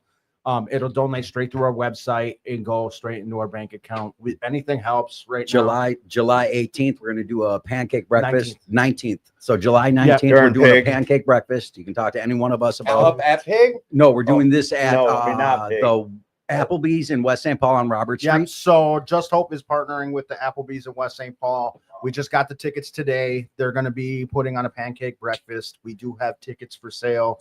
$13 for a ticket. Get you 3 pancakes, eggs, juice, bacon, sausage. Plus, you get to take a picture with Angel, and he'll flex. Angel's going to flex for the picture, right? And he'll show his new tattoo to you. So yeah, so we have that coming up. We also have another event coming up with shout out Sorry, the 19th is at the July. what? July 19th. at the Applebee's in. West St. Paul. All right, keep going. Yep, at 8:30 to 10:30. And then shout out Recovery Cafe Frogtown People. and Coom Recovery. Coom And- Recovery, baby. They're amazing. Yeah. They're Coom Recovery on here. Amazing couple. Yep, Yeah. yeah, they're absolutely Yeah, amazing. yeah. They're one of the they're nonprofits profit, yeah. that help walk us through to get us to where we're at. Oh, Yeah, bro. yeah, they were They real. did They a- were real impactful Yep. for the Hmong community and just the recovery community altogether. But Yeah. Coom Recovery. It's is, Well, they're it pretty was much- difficult because like when the three of us or the group of us walk into a homeless encampment, right? The Hmong community sticks to themselves. They don't want to talk to you, right. Especially about recovery, right? So when we did get, I think we had set something up at the Frogtown Recovery Cafe. We had a meet and greet where we got to meet some people. Yeah, you remember we did the outreach meet? Yep. We had met with them and they were like, "Hey, listen, we would love to join with you. We'd love to do something together." And like naturally, I have to go back to Josh and be like, "Hey, can we say we're partnering with them if we're doing something with them?" And he was like, "Yeah, stupid. That's what a partnership is." Right. And I'm like, "Oh, okay, like cool." I didn't know. But you don't know. You don't have- I don't know. Right, Like, right. like I I don't don't, think that's know is stupid. 98% of my recovery, and I don't know. Right, Okay, so yeah. I don't know how to do this, Josh. And so we set this Thank you, up, Kim. and it was beautiful. And getting to go down to the encampments was that 3 weeks ago. No, Yeah, so 4 weeks ago. they have been reaching out. I had no idea who they were. I didn't know how much they were intertwined with the RCO and recovery community. Right. I just know that Sienna called me and had a few people that needed housing, and I started getting people lined up with housing and treatment. We ain't gonna tell them that she got her number from me and Angel. No, no, But they went a big thing, and I So- think so- we slid right by this real quick. I'm sorry, we're gonna get back to Coom Recovery, but right now, Just Hope. If you end up in their doors, and I know you guys give us like your hours are like So from morning to night, doors never close, but you guys help right now. Not now. all right. We'll look Yeah, into right- this right- and get right back now. to you next. no, Friday. like right, Come hang out. like right now. Yeah. He can. Yeah. You know what I mean? We've got people who call from the encampments. We had one guy one night calling. He's like, "Listen, I need it water. is hot. We need waters." John left work and brought 3 pallets No, not pallets. 12 cases of water down. I mean, it's down to them and This just is what we can dropped do. it off. Like- right. And so there's a Right now. there's a guy that lives down there. His name's Josh. He'll call randomly and be My like, boy. "Listen, we're Like you're- hurting. We okay. need food. We need water. Can you bring it down?" And if it's not John, and it's not Angel, Keegan, one of our guys there that works there, his name's Keegan. He'll go down there. Wyatt will go down there. We have a really good team that jumps on it. Like all of us, that's the one thing that we have that we all move as one is that we have a heart and dedication for this to the point where we'll break ourselves because that's our purpose is to save lives. And the only way that we can do it is just showing up and dedicating ourselves to this no matter what. Right. And so if somebody calls or shows up, like we're on it. We're there. What And I can we think get that's you? a big What do part you that need? we magnify, like we put a spotlight on that because I know a lot of RCOs out there that like they mean well, their intentions are there. They just don't have the resources. Like it sounds like you guys are able to come through for. So, like if you're in a position, reach out to Just Hope because they'll help you right now. Right now. Like not next week, not when we can. Right now from this office. And where's that office again? 550 Rice Street in St. Paul, Minnesota. Office hours Monday through Sunday, 9 a.m. to 9:45 p.m. Somebody will be in office. The other thing is that Just Hope is also open to partnering with other recovery community Yeah. organizations Oh, because get big. We right network. and that's what works with Coom Recovery, right? Is that they focus on the Hmong community, right? That's perfect. Yep. I just got a call and I Angel referred her to me, and she's doing an East African recovery community organization. Bella. Right? That's perfect, right? Because Heard a story. culturally, we That is- we might not have everything that somebody needs, Right. No, right? Yep. Or we might not have the resources or the tools, and another recovery community organization might. And so, if we can refer them out, right, that's the only way this impact gets greater and Right. bigger, and we save more lives. Is We if we network. work Yes. together, not this gatekeeping. These are my clients. None of that. These are the resources I know of, but I'm not going to share them with you because I want to make sure that I can be the only one to tap them. Yeah. People are dying because you want to do You're these right. things. And Yeah. Jason And we Rudin got- just shared about this, and he hit hard on this topic. And I'm not breaking his anonymity because he put it out on his show, but like we need to break that stigma of I need more clicks No. or I want to get this accolades for it. Like John shared about it too. Like we don't need that pat on the back or that No. ego. It ain't about that no more. And when you guys elevated to this position of being a RCO, like I'm already hearing like you guys are doing a lot more than a whole bunch of other places that are doing RCO stuff. And this networking side of it. When Coom Recovery was in here it was last week, right? Yeah. What a Yeah. I was coincidence. watching. And I love yeah, that. you guys all listen in support of the show. I'm That's certain. of it. crazy. Yeah. Every Every time I'm at work, getting paid to watch it. but like what you're sharing about, like I know like they do it one night a week, like a free bowl of pho or pho. Ah, Yeah, pho. yep. And like this is what we do. This is recovery. So Exact- if you're out there and you know someone in the St. Paul area or any area, like you can reach out to these guys directly. What's the best phone number too? Do you No- have one? Yes. All right. What is that number you want me to put out here? 952-956-4193. And is there usually someone will answer or it's a service like they'll give all right.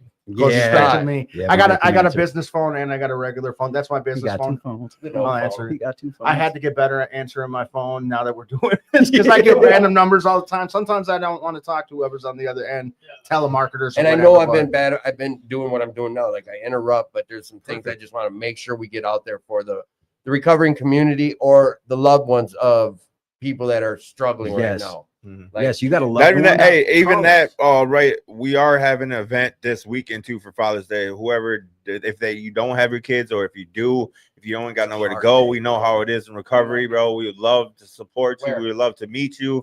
We would love to, you know Park what I in mean, St. have Paul. you be around us. Mounds Park. It's not the not the view part. You go Not up the overlook. further. You're gonna go up farther. There's a is little it that big playground up that there. if they show up, they couldn't find it. And No, it's they'll a- find us. All right. We're And it's a loud. celebration for John's 4 years, baby. 4 years. Woo! He say he It's don't. so He say he. complicated, bro. Because he like say- you don't want to say attaboy to yourself, but you know what I mean. Like, How can you not, It's bro? weird, dude. Look at him. No, look at him. We were at a meeting, and the topic was attraction rather than promotion, and tradition 11. And I got up and shared 8 years. I'm Damn, still not going to bro. lie about this when I say, like, I know it's about integrity, like what I'm doing when no one's watching. But deep down, I still want to parade when I get my clean time. Deep down, I still want you to know that I'm out here doing this, that, and the third. I don't do it. Like, the growth is that I don't do it. But inside, like, I'd be lying if I told you that shit's gone. It's hard. It's still there. Yeah. It's just a work in progress. So that I don't like give a brings up damn. this point. That- I'm gonna that collect brings up mine. like this point, right? Because like I'm gonna get mine, when baby. we do this stuff, right, and we're asking for the community to help fund it, and we're asking and we're billing for these things. 98% of what we do for nothing. Yeah, Oh, But we Come on. know that with that 2% of financial helping, we can get this bigger. I Yeah. understand, and so it was difficult. Like in the big book, it tells us few of us will have an opportunity to make this our sole vocation. We are a few. If we can, we would love to make this our entire vocation, saving people's lives and bringing them to God of their understanding and changing the community. For me, it was about me changing myself the first time on the steps. Second time is about changing my community, and that's the AA and NA and CMA. I just don't do AAA because, anyways, changing that community, right? Drone? And then, and then the other community. Now it's a bigger community. What about the city? Okay, then what about the state? So if we do this thing in a ripple effect and we start actually changing this and growing this, why shouldn't an addict be in legislature talking about what's really affecting addicts and alcoholics and saying no? Why shouldn't an addict be the one that says, hey, wait a second, your RCO is BS. Right. You haven't helped one Right. human being. When there's ones out here that are trying to do something and we're just doing it for free because we feel it in our hearts and we're drawn in by the Spirit to do these things. But it's hard, man, because some guy just said, oh, you guys are always boasting about what you're doing on Facebook. Do you think we want to do that? If we had our way, ain't nobody get to know about what we did. By the way, let me tell you something. Come on. For anybody who, because I've heard that too, like, Right. you guys shouldn't be posting pictures. You're supposed to be doing these things out of kindness of their hearts. Just to let everybody know, right? It is a requirement that we post them Yeah, pictures. 100%. If you're part of the go ahead. Come on. Just Yeah, go. if I you're, don't- and I it's get that not, in the it's not meeting. just, it's not You just, have to. it's not just because we're part, we got certified through Marco. Like, it's other things, even all the way up to like state and other. Yeah. We're required to post those pictures, and I want you to ask yourself, how many of those pictures do you actually see me in? Because I hate Well, it. and there's like a We were- negative side of things. But nobody had any. Come on. Nobody had anything to say, right? We were doing this well before, right? Way Before we before. decided to do this, right? So when they asked on the application, how long has Just Hope been established and doing these things? I said, Just Hope has been established You since have April, receipts. since Bro. April last year. But let me tell you, and we told them during our Yes. certification interview, We've been doing this for years. This is Before anybody foundation. knew, before we even decided to do this and put ourselves on Front Street, I didn't know that we were going to have to open it up and tell them everything that Right. we were doing. And that's part of the requirement to get certified is like they have to see, right, that we're doing these things. Like, we're not just saying it, right? Like, I would have been happy just to do it without having to open up a Just Hope Facebook and Right. post all these pictures of us off in the encampments. I'd have been just happy doing it behind There closed is doors. that part where like tradition, but now here, let me real quick just break this down because I've had to deal with this with the podcast. Is there's this thing with traditions, press, radio, and film, and advertising, and which we still abide by it, and you guys do too, because you're not on there posting something saying Alcoholics Anonymous. I've seen what you guys post. Right. You're not promoting a specific fellowship. You're promoting your Just Hope is Yeah. putting on an event, and it's a recovery based. That's Yeah. a huge difference than saying Alcoholics Anonymous is putting or Narcotics Anonymous is. You're not doing that, and that's just like the show. I'm on here.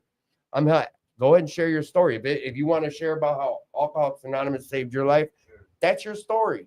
I Right. can't tell you how to. I might remind you about dropping certain words and but I see the conundrum that we get in with that, but also like this other side I just want to touch on, and I think Josh broke it down good. But in order to be a certain part, like 501(c)(3)s or an RCO, there does have to be required documentation and data keeping and proof. pictures. You guys have all heard about the recovery facilities that have frauded the government and Yep. taken money irresponsibly out of RCOs that could have used it and really made it trickier for you guys to move forward because they're dishonest, greedy, and stealing. So now there are these rules in play to just keep shit honest. They want to know. You know, And some of the people that donate things to us, You Matter. What's the other one? They want to know that the things that they're donating, they're donating The trucks full of stuff, right? They want to know that it's getting hand delivered instead of us just showing up and having stockpiles of stuff. No, they want to see, because don't deprive them of the gratitude that they get to see them helping, right? Come on. Exactly. That's It's like- how I see it too, though, Come man. on. Like it's like like I see them as people, bro. They deserve their, you know what I mean? Their accolades. Well, they're given. changing lives, bro. Yeah. We can't do this alone. It's not possible. You know what I mean? Without everybody. That's why, like, bro, what you said, any donations helps, bro, because we all here, bro. Like this is coming from us. You know what I mean? all of us. Like So I was we're tasked- trying our best. You know I what I will. mean? I will say this: Come on. the majority of the funding, actually all the funding, besides the donations that we've got, and we appreciate everybody that has donated to us, Everybody, because there has been a lot of donations. Everybody who comes out to our events, everybody that supports Yes, us and bro. screams just hope Yeah, at the they top do. of their lungs. And there's a lot of them, right? There's a lot of people that support us and appreciate the things that we're doing. But the rest of it is coming out of our pockets, Right. for the most Literally. part. And we're pushing and it's getting harder. And it's getting harder. And our will is too strong to break, right? Well, this is My turned into God, your it's too strong passion, for this. and Watch it's all this. yeah. It's taking. Yeah. I mean, And so, like, I'm gonna keep posting GoFundMe why wouldn't you? 24 times a day. I had a long conversation with John about what was it 3 weeks ago after you guys were on the show because I was, I'm on this board of a different type of board because we're an RCO and we do events, so they had to have another board. Now I was On put the in committee. charge of going for getting handouts and donations and whatever. And I talked to you on the phone. talking about for raffle prizes. For Yeah, raffle everything. prizes, donations. Donations, anything. And I know you guys are smashing. Twins and the Vikings actually just What? are sending us something. We got an See? autographed Twins baseball sitting at our office. Hit them up. No. I'm saying All right, they give them out freely. So here's the thing is and I'm gonna be real, and I told everyone about this. Like our event that we had, I ended up shitting the bed on it. I went to maybe 4 places, and all four gave. Culver's was a big one, Nice. but I Culver's, went right. at him with what you said. Like we're trying to change the stigma. I had a little spiel. 3 of the 4 were like, because I said like, if you'd like, we'll promote who you are giving what you're giving. 3 of the 4 didn't want it. They were just like, no, like this is out of the kindness of our heart. We don't need the accolades. Look at Because that. you brought it up too, Angel, and the thing was like, I still did. I still pumped it up on who gave it to us. But the other one was like, yeah, hell yeah, we'll put our name out there. But a lot of them, like you can tell, a lot of them who just gave, like it was a manager who his heart was in it. The other one, general manager's daughter addiction. Like it wasn't about the accolades, but some it was. And I definitely want to show the love to the ones that this shit ain't free for them either.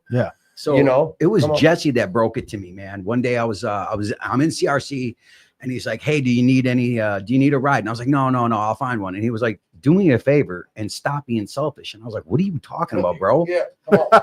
And he was like, you're depriving me of the opportunity to help you Yep. and feel good. So Right. you're not going to let me. And I was like, damn, I never really thought about Like it that when way. someone tells you that Help about a me girl, help you. bro. Not even that. Like, look don't at. deprive them of letting them pay once in a while. But no, I know that sounds funny. No, But but for real, you're let 'em. never gonna open a car door if you're my girl. You're never gonna pay for this and Let that. 'em Someone pay broke it for to it. me like They quit can being so feel good. selfish. Yeah. I'm like, I'm a man. How I'm crazy supposed- is It's that? not even that. Like, all right, it's definitely that. But like, all right, somebody in recovery.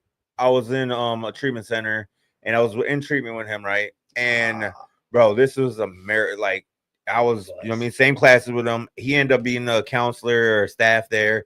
He ended up seeing me through the struggles about 10, 15 years in and out of these rooms, bro. He's been watching me and he gifted me a truck. You know, he just gave it to me. Oh no, and he You paid know how- for the, no. he paid for the gas too. No, Yeah, don't lie. And he Uh, paid for the insurance. no. But No, yeah, I had to why pay for didn't you insurance. do that? No, not even that. Not even that. All right, so amazing guy, bro. And then Terry hooked me up with him, my boy, bro. He done see me through my whole addiction, my struggles. But him giving me that truck, you know how many addicts I brought to a meeting Come on now. that year? Come on now, Are we dude. talking- are we You know what I mean? Nonstop. Yeah, the green one. It's just it's But the he's not ripple, even like you living said, it, it's that man. ripple effect, And look at bro. what you're You doing. don't know what you know what I Yeah. mean, like what with those one hats and what does it say?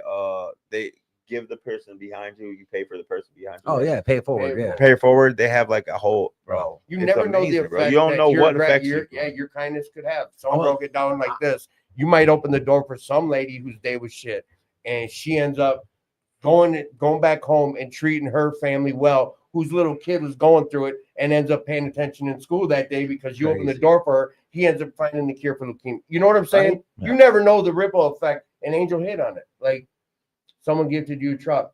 You brought how many addicts That's to it. the rooms Bro, of recovery? the reason why None of you those seen me addicts have at done da- meetings that no, that's not it's not the No. full You reason, drove but that it's busted a, ass Buick too, bro. that Buick. I mean that Buick. This dude had a Buick. the motor was loose in it. If he accelerated, the whole motor would shift up. The whole frame is gone. Whole frame's gone. This dude, I had a Buick. I love that Buick. he drilled some holes in it, put bolts in it, drove that thing to every Bro. meeting on the planet, bro. Did not care. Hey, you were in the meetings, huh? Ultimately, this is what it comes down to, right? And so when I became a CPRS, I made my own business cards, right? And on the back of my business card, it said, and because this is what it is, right? Our job is to save your life. That's our job, right? It's your job. That's what it said on the back of my business card. My job is to save your life. I'm just playing, bro. but it is, right? And it actually, if you guys actually read the mission, I don't think either Yes, of I these did. two actually read Yes, our I did. mission. I read that. on I the proofread website. it. It says the very last thing it says is our job is to save your life, Okay. right? Like that's what we're supposed to do. Through the 12 steps and through my higher power, I realized that my only purpose on the face of this earth was to go out and save the lives of those who needed it, right? And who requested it. And even the people who don't even realize that they need it, right? Through small acts of kindness. So when it comes down to it, of like, you know, you never know who it's going to affect and everything. No, it's our job. It's our job. That's what's up. It's our job. That's who we're supposed to do this. This is My- what we're told to do, right? My sponsor goes off of like, never say no, Just, right? just Don't say yes. no. right? Somebody asks you to be their sponsor, don't Yes, say bro. no, You right? can't- And trust me, I've had a few where I'm like, dude, absolutely not. And my sponsor's like, no, No, you better got say yeah. you got to do it. I had a guy who called me from 5 hours away, and he had already booked it on me one time before, right? He's like, all right, I'm ready to go to treatment. And I call my sponsor. I'm like, I'm not going. He was like, you're going. You're going. I'm like, what do you mean? He goes, if that dude dies, that's on you. I feel about that. He asked for help. Doesn't matter how many times. And I drove 5 5 hours hours to there, go get our you know, boy. 5 hours back, and he made it 2 days. Hey, 2 days. that's All right. that's a dick. Yeah, that's 48 hours he went on. But my ahead. sponsor taught me Oh, like go, that's go. my job. How high did you get on that? On Oh, that bro, ride? say it. Absolutely. How high? How You felt drunk? good. How drunk did you get on the ride there and back? I was probably more Yeah. relieved. But yeah. you feel me, right? Yeah, Like, no, I That yeah. whole time, you're of right. work, and that's what my sponsor right. put it on me. It's like, bro, all this bitching and whining you're doing about your sponsees. How drunk did you get while you're working with them? Like you're a Ah, bitch. Damn, that's You know what right. I'm I forgot saying? about that part. Yeah, I did get my bank filled, didn't I? I did get my spiritual bank filled. That's a guarantee. I walk anywhere. I'm spiritually right and tight. I'll walk into any bar, any trap house. I don't give a shit. What you're in your tent shooting up? Let's talk, bro. Let's talk. I ain't even gonna think about getting high. Why? Because I'm spiritually, I've got that daily reprieve because I'm continuously doing this stuff. And that's why I love these guys. That's why I surround myself with eagles, man. I say it all the time. Quit clucking with chickens and asking homeless dudes how to make $1 million. They ain't gonna teach you. I like that he said Talk that. to a millionaire. In our outreach training, we put in that there's a part that talks about like talk with care, love, and compassion, right? And we let people know like when we go out here into these encampments, like We're in there. they're not gonna stop No. getting high or drinking No, because that's why we're I there. never set the foil down when I was No. there. And Not one time. so we tell them like, hey, if this is going to be an issue for you, then maybe you should stay up front and give out the clothes. We don't have an issue with Right. that. We understand. But We're they're not saying go like my man No. here, just John was. Don't go find some dude with the knee. Like no. be do that. safe about it. Like go Be with- intelligent. What we're saying is like Too bad. we don't go find those people, but you'll walk up on some people. You're not who are gonna walk still away doing it. from those people. Me and either. Angel. And you know what I'm going to do?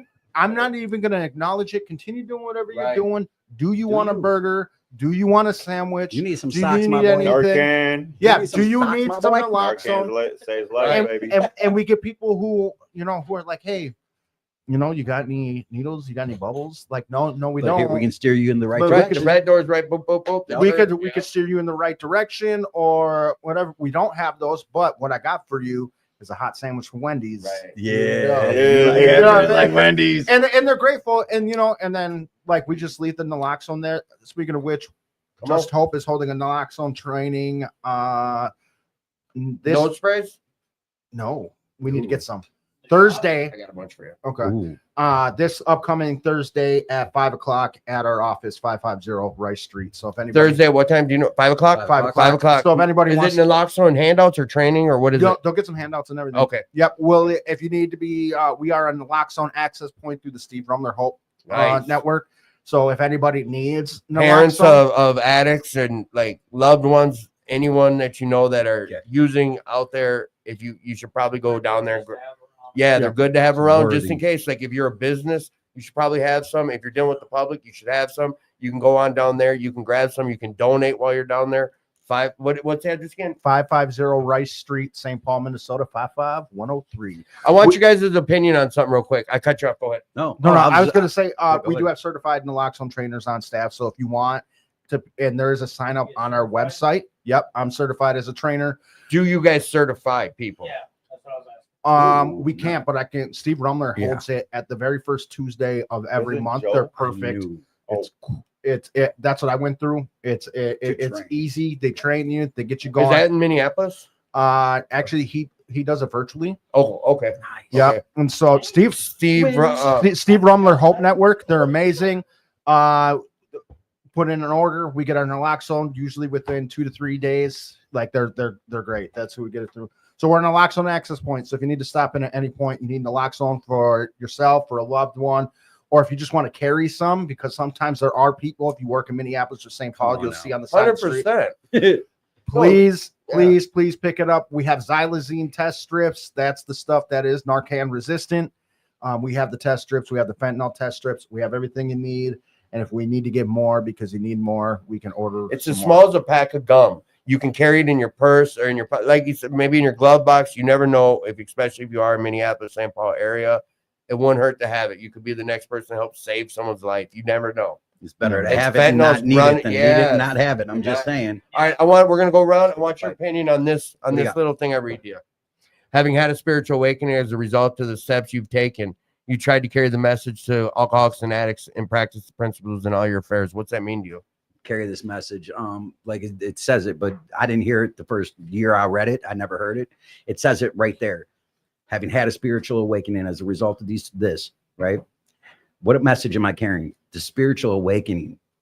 The spirit within me that I now listen to instead of listening to the flesh and the ego all the time. Don't get me wrong. I still listen to them. Don't get that twisted. But I now know there's a spirit within me that I can hear, that I can speak to, that in the quiet times I can turn to and I can trust. And that faith is growing dramatically. And I love it. So Josh, That's what- having had a spiritual awakening as a result of your steps, you know what? And I guess we always should be like, hopefully you had a spiritual awakening as a result of doing these steps. But I mean, someone can carry the message where they're at in this. You can't draw a map somewhere you haven't been. We have to remember that sometimes. But having had a spiritual awakening as a result of these steps, we try to carry this message to alcoholics, addicts, whatever, to practice these principles in our affairs. What's that mean to you?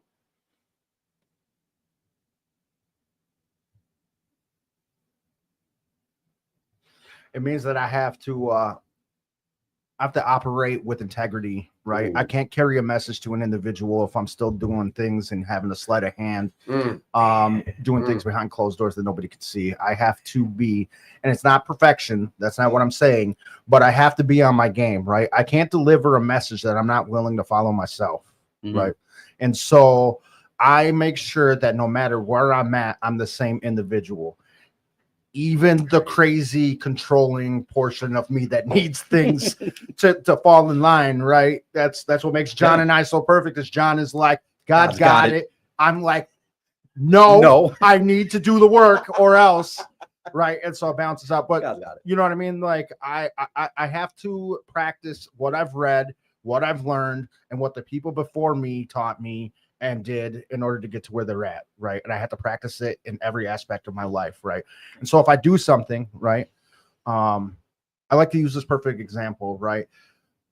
I had hurt myself, right? I had broken my ankle a couple years ago, right? And I had asked my wife to get me a cup of coffee, right? To buy me one, right? While she was out. And she's like, it's late. You don't need a cup of coffee. I'm like, I need a cup of coffee, right? So she got it for me. And I left it sitting on the table. I didn't drink it, right? I drank a portion of it. And then I left. And this was when I was going to meet my business partner for the first time to talk about the sober house. And I left, right? And as I'm driving, for some reason, the thought came to my head. And I'm like, I left that coffee after asking her to get it for me, right? Sitting on the side table. And I called her and I told her, I was like, I'm sorry that I did this. And I realized the asshole that I've been. You've been taking care of me since I broke my ankle for all these months and making sure that I'm okay and I'm sorry. That's practicing the principles in all our affairs. Realizing you messed up, making those amends and owning that shit. I like right? how you tie that in. Oh, that was gold. And so sometimes I Gold. forget, right? And I still do these things, and it takes me a while because I'm an idiot. Getting better. Because I'm an idiot, Mic right? drop. Getting and better. I'm moving so quickly that I forget that I do this. But I always come to a point where I'm like, oh yeah, And yeah. suddenly the thought came to me. Yeah. Oh, bro, But straight out of the book. Nobody's Stop gonna playing want to with me. take advice from me if I'm not practicing it. Right. Right. Almost you guys shared about too. Like, I don't want something.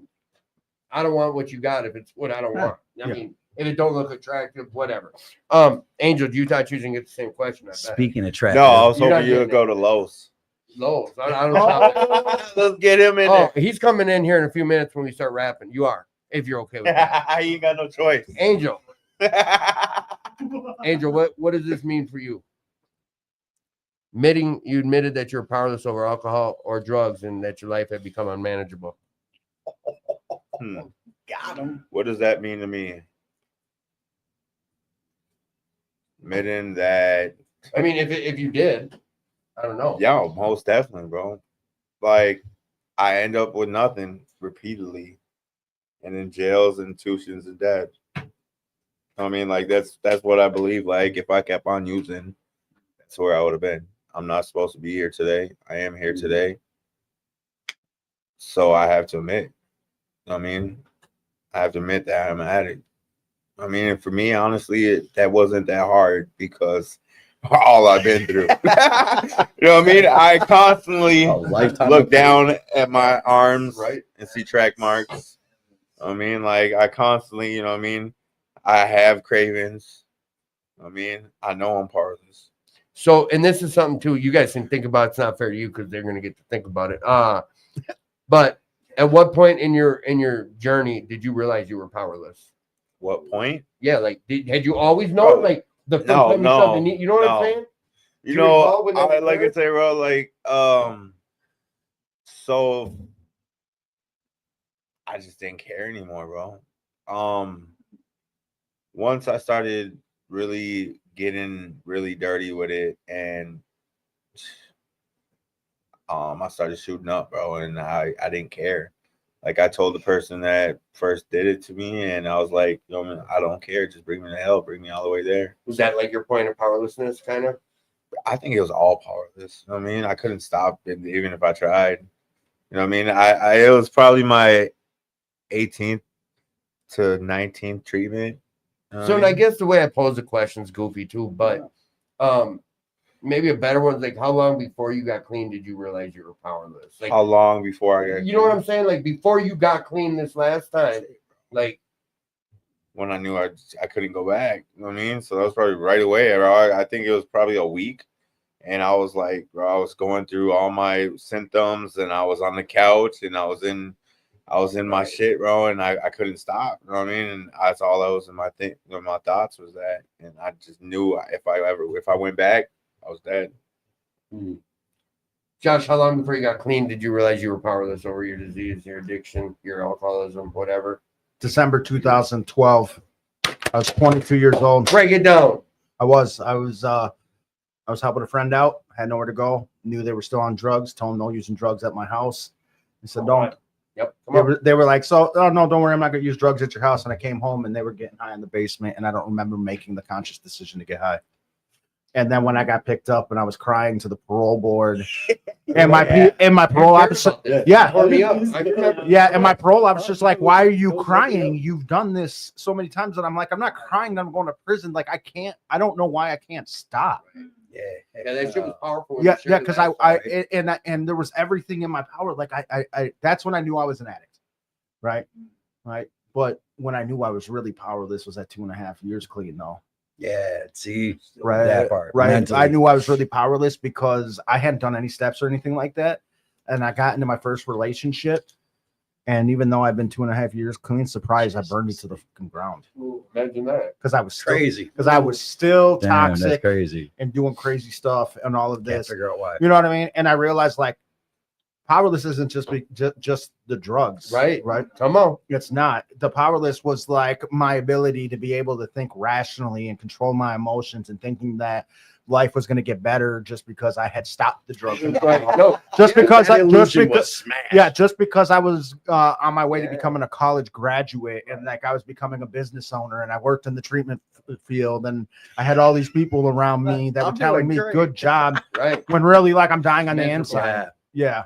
John shared about that. You see these guys out here 20, 30 years, miserable, Yeah. killing themselves, thanks. dying unhappy, like No thanks. nah. And there is a solution. That's the Huh. crazy part. That's crazy. And we hear about how many times until we decide, like, all right, shit, maybe I'll I try should try. But I like how you shared that, like 2.5 years in. Although I do also like that you shared about that date. You shared about that story last time, Mm. and it was powerful, and it is. Like standing in front of a judge crying, like I just don't know how I'm can't understand this. And then still kept That going. realization, That's crazy, right? and that's at 22 years old. And Yeah. how long after that before you got clean? 22. Actually, I was 24. I got clean when I was 30. Yeah, so another Takes time. years. Trust the years. process, baby. And it It's got a harder lot. and harder, and it hurt, and it killed me more and more every time Right.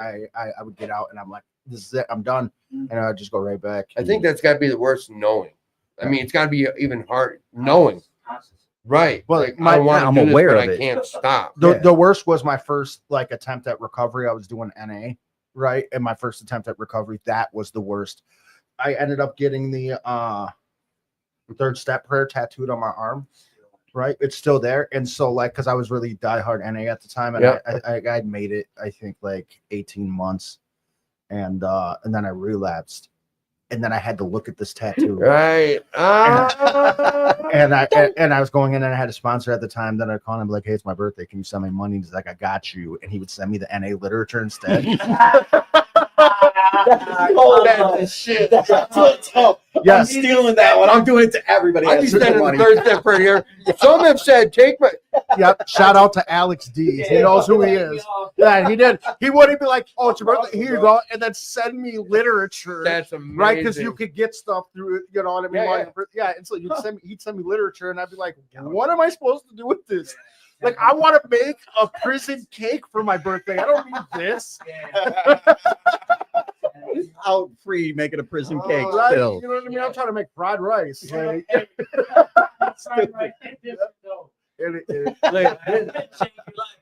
Yeah. All right.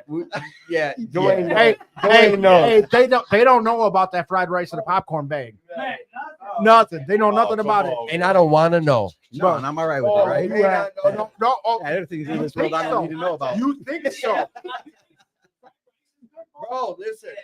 I'll never eat Cheetos again. Never eat microwave popcorn again. It's because I just can't do it because that's all I ate when I was in. Hey, let me ask you. Let me Ramen ask you. noodles. I hate them. Oh, look at me. I had my teeth in jail. Hey, let me ask you. Did you make?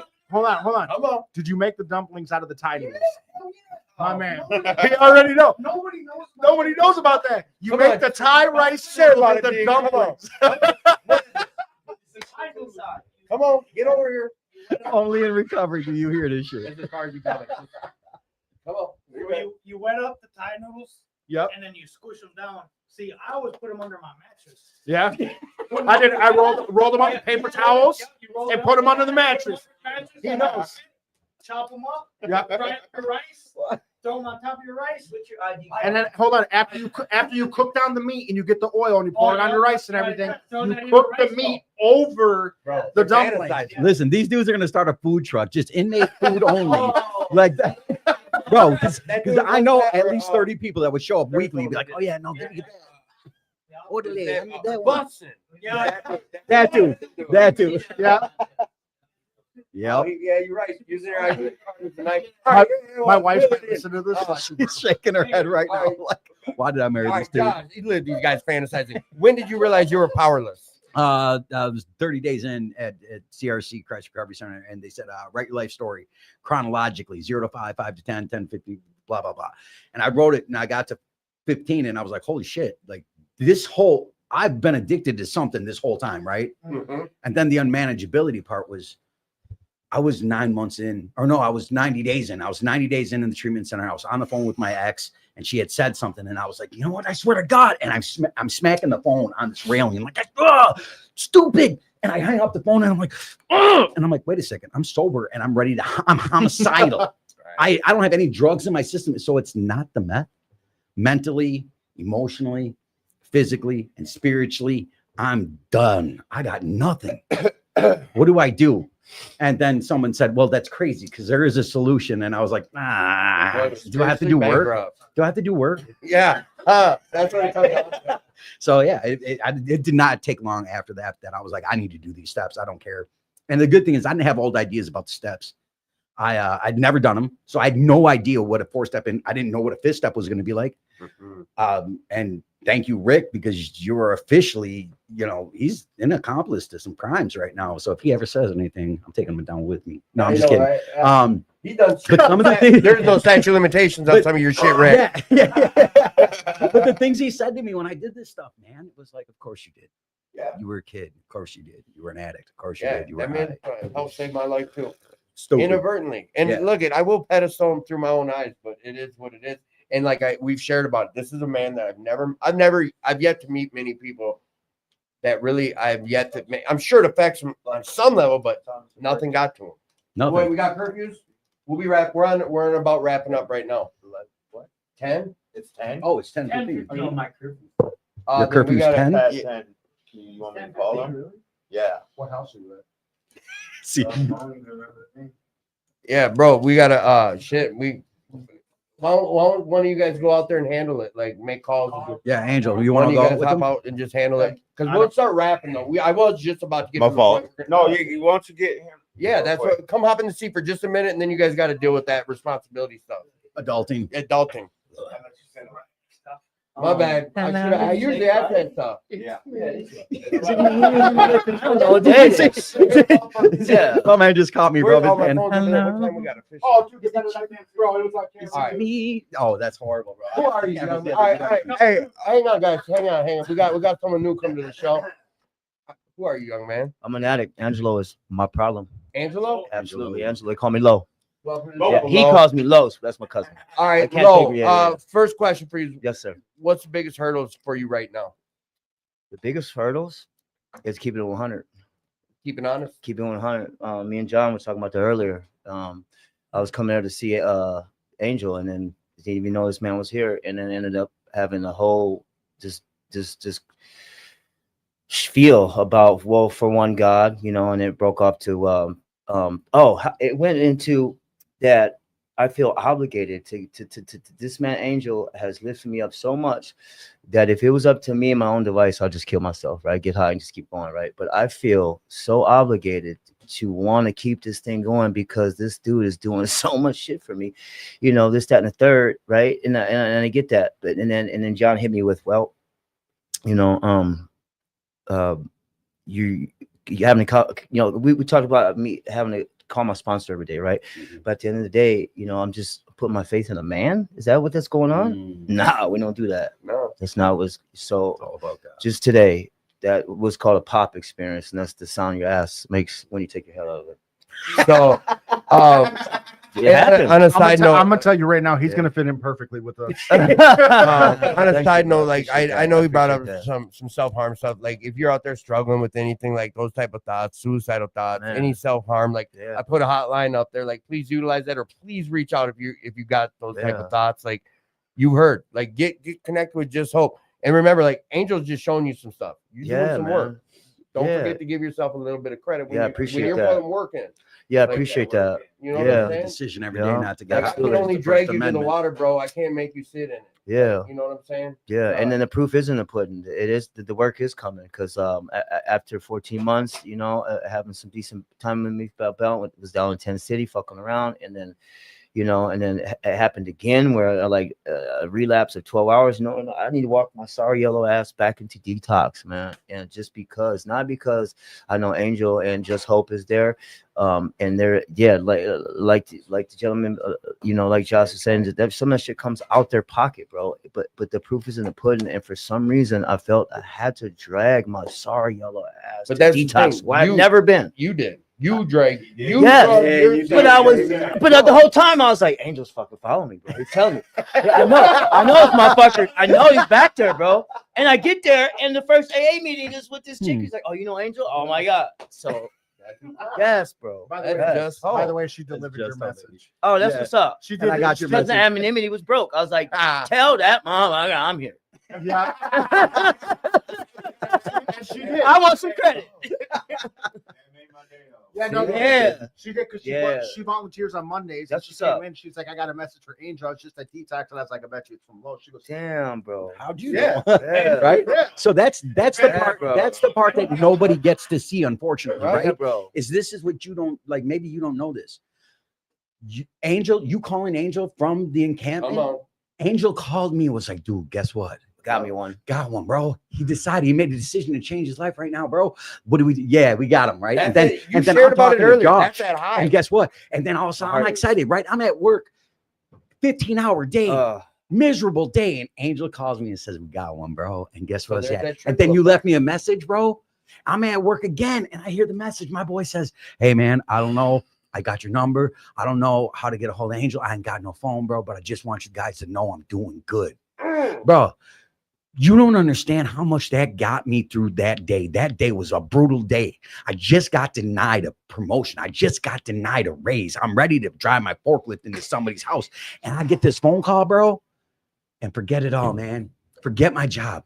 Forget that job. I don't care about it. What I care about is watching the light turn on in your eyes and watching how it affected Angel, how it affects me, how it affects Josh, how it affects everybody in this room and everybody that's hearing about how you making the decision to change your life today Results. and letting us help you, help us, help you, help you. Let's get weird, baby. Let's Thank get you. weird. Let's get weird. If you ain't Yeah. getting weird in your recovery, bro, Yeah, bro. you ain't Bro, doing John said like it was a better high than shoving a needle in his arm when that first man Yeah. you shared. It's a weird. No one could have explained that to me. Like the first time a sponsee would you see a little bright light or they just saw a different way and you could see that first real smile. It's the moment. I never thought I could be happy off of someone else's joy. I telling real you, talk. and that's just okay. That is how it's It's supposed to go the down. shit. Spiritual. It's the shit. It's Sign a me up. spiritual high, not a physical Sign me high. up. And that's It what I'm comes with saying. nothing Like, but light sign and me up. love. Yeah. bro, and I didn't believe you guys. I didn't believe you. Nah. I didn't, Right? shit, it took about a year and a half before that happened to me. I didn't believe you. I was Man. there on some bullshit. I just didn't want to get high. Right. I came in here I just don't want to get high no more. Yeah. But bro, like that triple effect. You see what I'm saying? Yes, It sir. happens all day. Ripple. Yes, sir. And it starts with, not putting dope in your body. That's I the wanna- First Amendment. Let's make Yeah. that first change. Oh, absolutely. Come on. That's how we Absolutely. just talked about that What's earlier. your today. biggest goals right now? My biggest goals is to show up Mhm. and do what somebody else before me. Unfortunately, I got that thing that we know is called genius disease, right? Look how well I'm Whatever. running my Welcome life. home. And I'm just, just despite being educated, a business owner, licensed contractor, let me just dumb this shit down and do what the fuck this dude is telling me to do, bro. And just let's start there. Right. Don't do everything. Just try, man. Just try. The first hit is free, bro. Don't do Yeah, it. Just try it. Yeah. Just try some recovery, bro. Just Just try a couple steps, Just bro. try. Just give this a little try. Yeah, Try man. this That 4-step 4 o'clock. inventory. Ooh, I'm gonna teach you with that 4-step inventory. You can mainline that later. bro. Nah. First but sheet's as far free. as showing up and showing out was You know what I'm talking about? Yeah. well, you did that by taking yourself back to detox. Oh, And man. actually, don't cut yourself short. Come on. Twice. Yeah, Twice. twice. Twice. Yeah. Twice. Worthy, bro. He did. He Yeah. brought himself back Yeah. I twice. thought I had the record. No, we're far from that. He did it twice, and not only that, but like the first screw up, right? Yes, sir. The first use. So he's at my co-owner's house, All right. Yes, sir. All right. and he admitted it. Like, Yeah. yeah, dude. Right. Like I messed up For the first time. Bro, it's like You know what I probation, mean? like communication. For the first time. Well, You no, First forget. time I'm gonna be but honest. just Come but on. just like those first couple of days of like being out and being in a sober house, like because it was what like 3-4 days, and to just be like, you know what, I'm you're so done that you're Mhm. just like, yo, Nothing. I messed up. Yeah. Right. And then he's like, I'm gonna take myself to detox, and he Yep. took himself to detox. And I Yes, just sir. couldn't lie one more time. Yeah. I just don't Man. got it in me. Telling you, bro. I used all my lies up, Yes. telling myself I mean, stories. a lot of times I Yes, used sir. to always say like, bro, if you don't want this, it ain't gonna work. I used to live Yeah. that motto for people, and that was that's my story for me. But now, long enough been in here, I've seen people. Hey, they came in for their kids, and it Yeah. worked. I don't care why Yeah. you Some came came in here. because of the law, and Yeah. it worked. And Yeah. you I don't hit care on why that. you got here. Whatever got you here, bro. It Like brought you here. you here, and you Let's get 2 weird. times you went back. Like Yeah, bro. Shit sometimes matters. we got like I know we talk about 10-step inventories every night. All right, where did I go wrong? What did I? But Sometimes you got to remember what you did right today. The attaboy list. got- you hey, know, the every- ta-da list. Every now and again, man, remember, don't forget to pat yourself on the back Absolutely. here and there. Absolutely. We still Like- got to do the work. Yeah, I That's didn't what's get high up. today. Yeah. That's a All right, miracle sometimes. So this is where we're gonna start diving into some final stuff. But before I do, like, just hope. Anything we want to add and tell the audience, and I'm gonna give you another chance to do this, but anything you want to add to the ether about just hope that you want the World Wide Web to know. It doesn't matter who you are, where Mm. you're coming from, sexual orientation, race, culture, any of it doesn't matter who you are. We will help you Yes. if you show up. Right, our hours might be 9 a.m. to 9:45 p.m. Sure. But if you call any one of us, 3 a.m. I'm awake. call us. We'll answer the phone. One of us will answer the phone. And if for some odd reason there is an answering machine, right? If Yes, some happens, like, yeah. And the other thing I'm gonna add too is they help right now. Right Yeah. now. Right now, they help Yeah. right Sitting now. here, right here. You're ready to make a decision Look. today. Let's get you there. And you don't today. listen. Here's the other big thing. Two things I want to add about Just Hope. You've listened to the show. You've seen the video. Look at the vibe. Mhm. I mean, it's all joy, happiness, Right. busting balls, Ah, that's crazy. but it's good vibe. That's that angel vibe type shit. Yeah. Always. Right.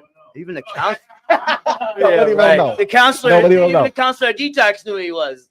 And here's that other piece too. Is you got three guys like I watched this man in the corner low put his hand up 9, 11, 15 times when you guys were sharing Yes, about what sir. you do. Like he's a product of Just Hope, from my understanding. Absolutely. Without knowing. And But counting. I didn't hear these three gas themselves up And once counting. about it. Then not some ego shit. And Josh hit on it too. Like No, we're here to right. help. This is our job to save lives. Yeah. there is one thing I want to do. First off, I want to tell my beautiful wife that I love her. Oh, thank you, Shim. You've been seeing. She's You been see taking the care ring. of business. Yeah. Main- We love you, Mom. But the other thing that I want to do is I do want to say that all three of us appreciate the team that we have behind us. Yeah. So Come many on. people, dude. Behind the scenes, bro. You've got quite a few different names. Yeah. But here's your Yeah, time. there's Come on. there's a lot of things that we do. We each play our own part, right? But there are individuals that from day one didn't worry about getting paid or anything like that. Like they were with us, and there was even a moment where we had a conversation where we're like, we don't know when we're gonna make money, and Still didn't matter. they were like, screw it, we're with you no matter didn't what. matter, bro. Right? They're And folding so clothes. They're doing folding everything. clothes. Yeah, man. Putting together care Um, packs. Everything. Wow. Pam, Keegan, Wyatt, Chuck, Blake. Like we got all And if of there's anyone you forgot, like Now love. they love you. like Oren, like Oh, all God. of these Love you, people. people.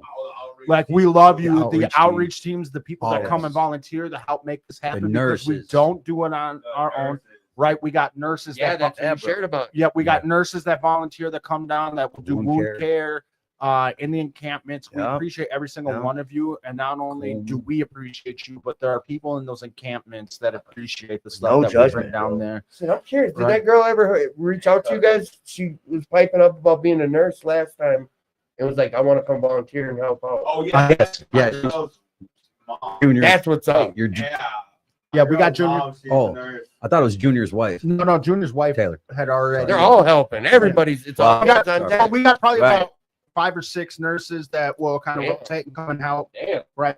Dude, we have a whole Wow. closet full of like really nice medical supplies. Absolutely. Wound Like, and Absolutely we're talking excited. about like a double folded, like Yes. we got a We're bunch bougie. of medical supplies. We get bougie. We wanted to make sure that we were able to provide whatever services we can. Right. Anything. Now we can't do no surgery or anything like that, but we can clean the wounds and Right. wrap them up and Right. everything like that. Absolutely.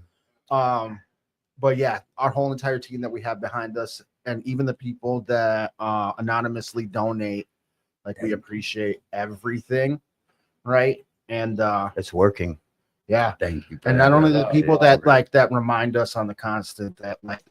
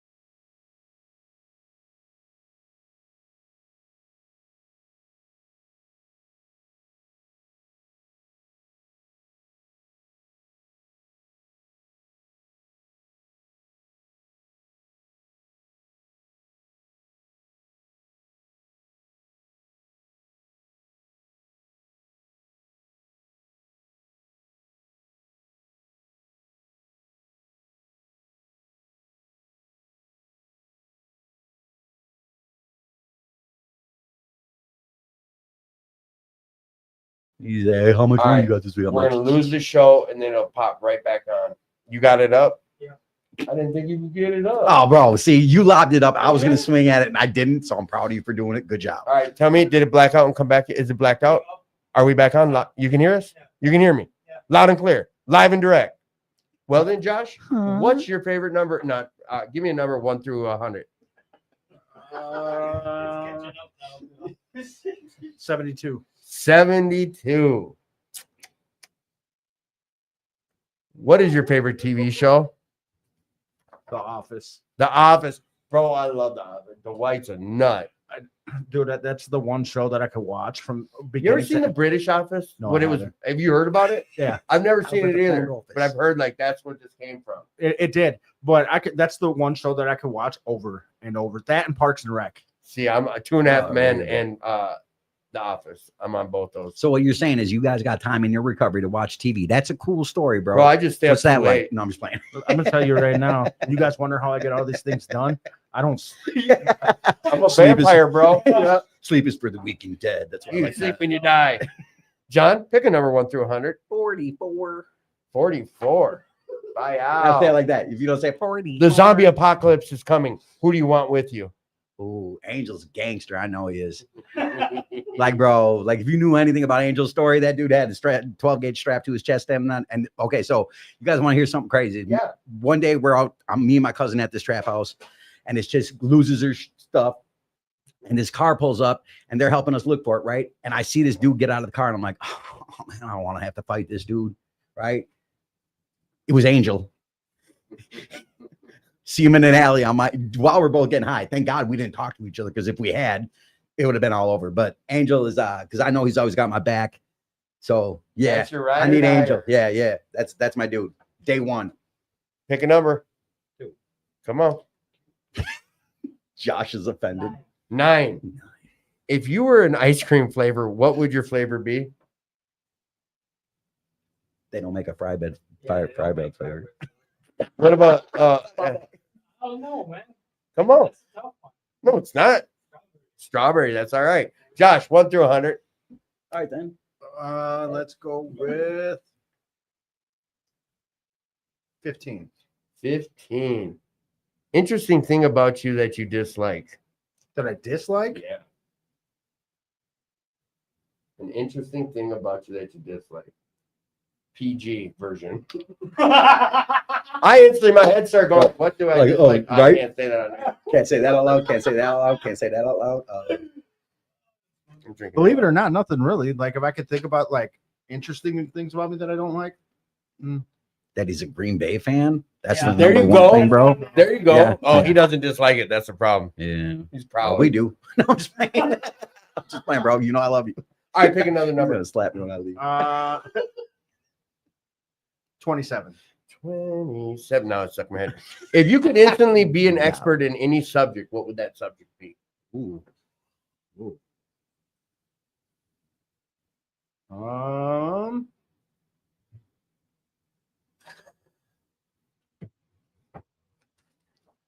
That's a Any subject. What's that subject?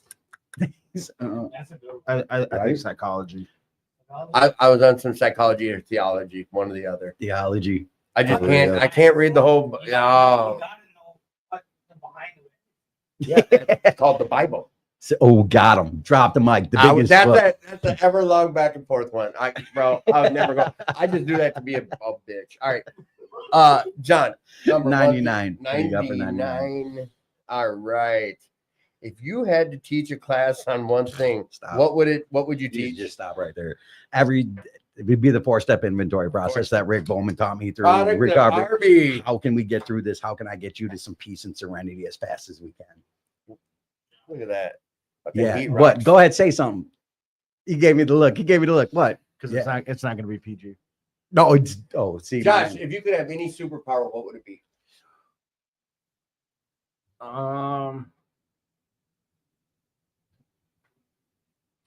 Invincibility. Invincibility. I like that. It makes me think of the little star on Excite Bike. Or no, the star on, yeah. Or no, I don't know. Mario Mario Brothers. Yeah. Right, brother. Right. Right. Stupid. Right. Bro, that song was in my head already. I didn't want John, what what would your superpower be? Any superpower? the ability to heal with my hands. I'd love to be able to heal You've people. gotten that one a few times. I Yeah. like that one. You know. It's What would your everything, superpower be, Dwayne? Come on. Has to be the same as always. Water or fire. One of the two. What do you mean? Like Avatar. someone in water or someone in water. Or fire? Anything. For real. Just pop. Bro. Because anybody needs water, anybody needs fire. Not pull fry bread out of them. That's Mid-air. Oh, bro, That's the other one. There's like this weird line of racism going Wait, on. what? here. I'm native. What do you mean? I can say he gets away with Oh, it. so I'm Jewish and I can say some nasty Jew things? Shalom. That wasn't even nasty. I guarantee there's a lot of names who are like, dude, if I don't have Bro, to I make need to be fry native bread and I love and I fried can bread. pull it out of the air, like hell yeah. Bro, I used to love going to those powwows and they always have up at White Earth, man, and the fry bread. Bro, they're like, look at the little white boy eating all the bread. I'd order like 9 tacos and swipe the meat off and just smash the bread. Why didn't you just order bread then? No, they were only a taco fry bread truck, and they won't fuck with me. They're like, no, we gotta Dirty. charge. It Indian- don't matter. I was young and eating too much. Bro, The Indian Blanco came tacos. along and said no. Indian tacos. Hey, dude. the whites, man. Oh. So, man, and I'm over here Sits in busting on recovery. racist, and I'm being a jerk. The name of the show is called Attitude for Gratitude. John, tell me about your gratitude. Oh, listen, man. I on the weekly, I got a moment where I'll be driving home where especially back from an encampment or helping somebody do where I just cry, bro. I'm so grateful that God's given me the pain and suffering and the experiences that I've gained wisdom through my entire life. And the fact that those things are now the things that I use to help other people. I'm grateful for everything, dude. It's crazy. I'm grateful for when things go bad. I love it. It's great because my God's about to shine again. That's tough. Yeah. I like that. Excuse me. Tell me about your gratitude. I was thinking about it today. I feel most grateful post loathing. You know what I mean? Like, No, when I'm- explain. so what I mean is like there's moments where I'm like, dude, this sucks, this sucks, this sucks. Fuck my life. Like, this sucks. Screw you. Don't talk to me. Any of that. And it lasts for like a short period of time. And then afterwards, there's like that. I get excited because then I'm like running like, no, that doesn't suck.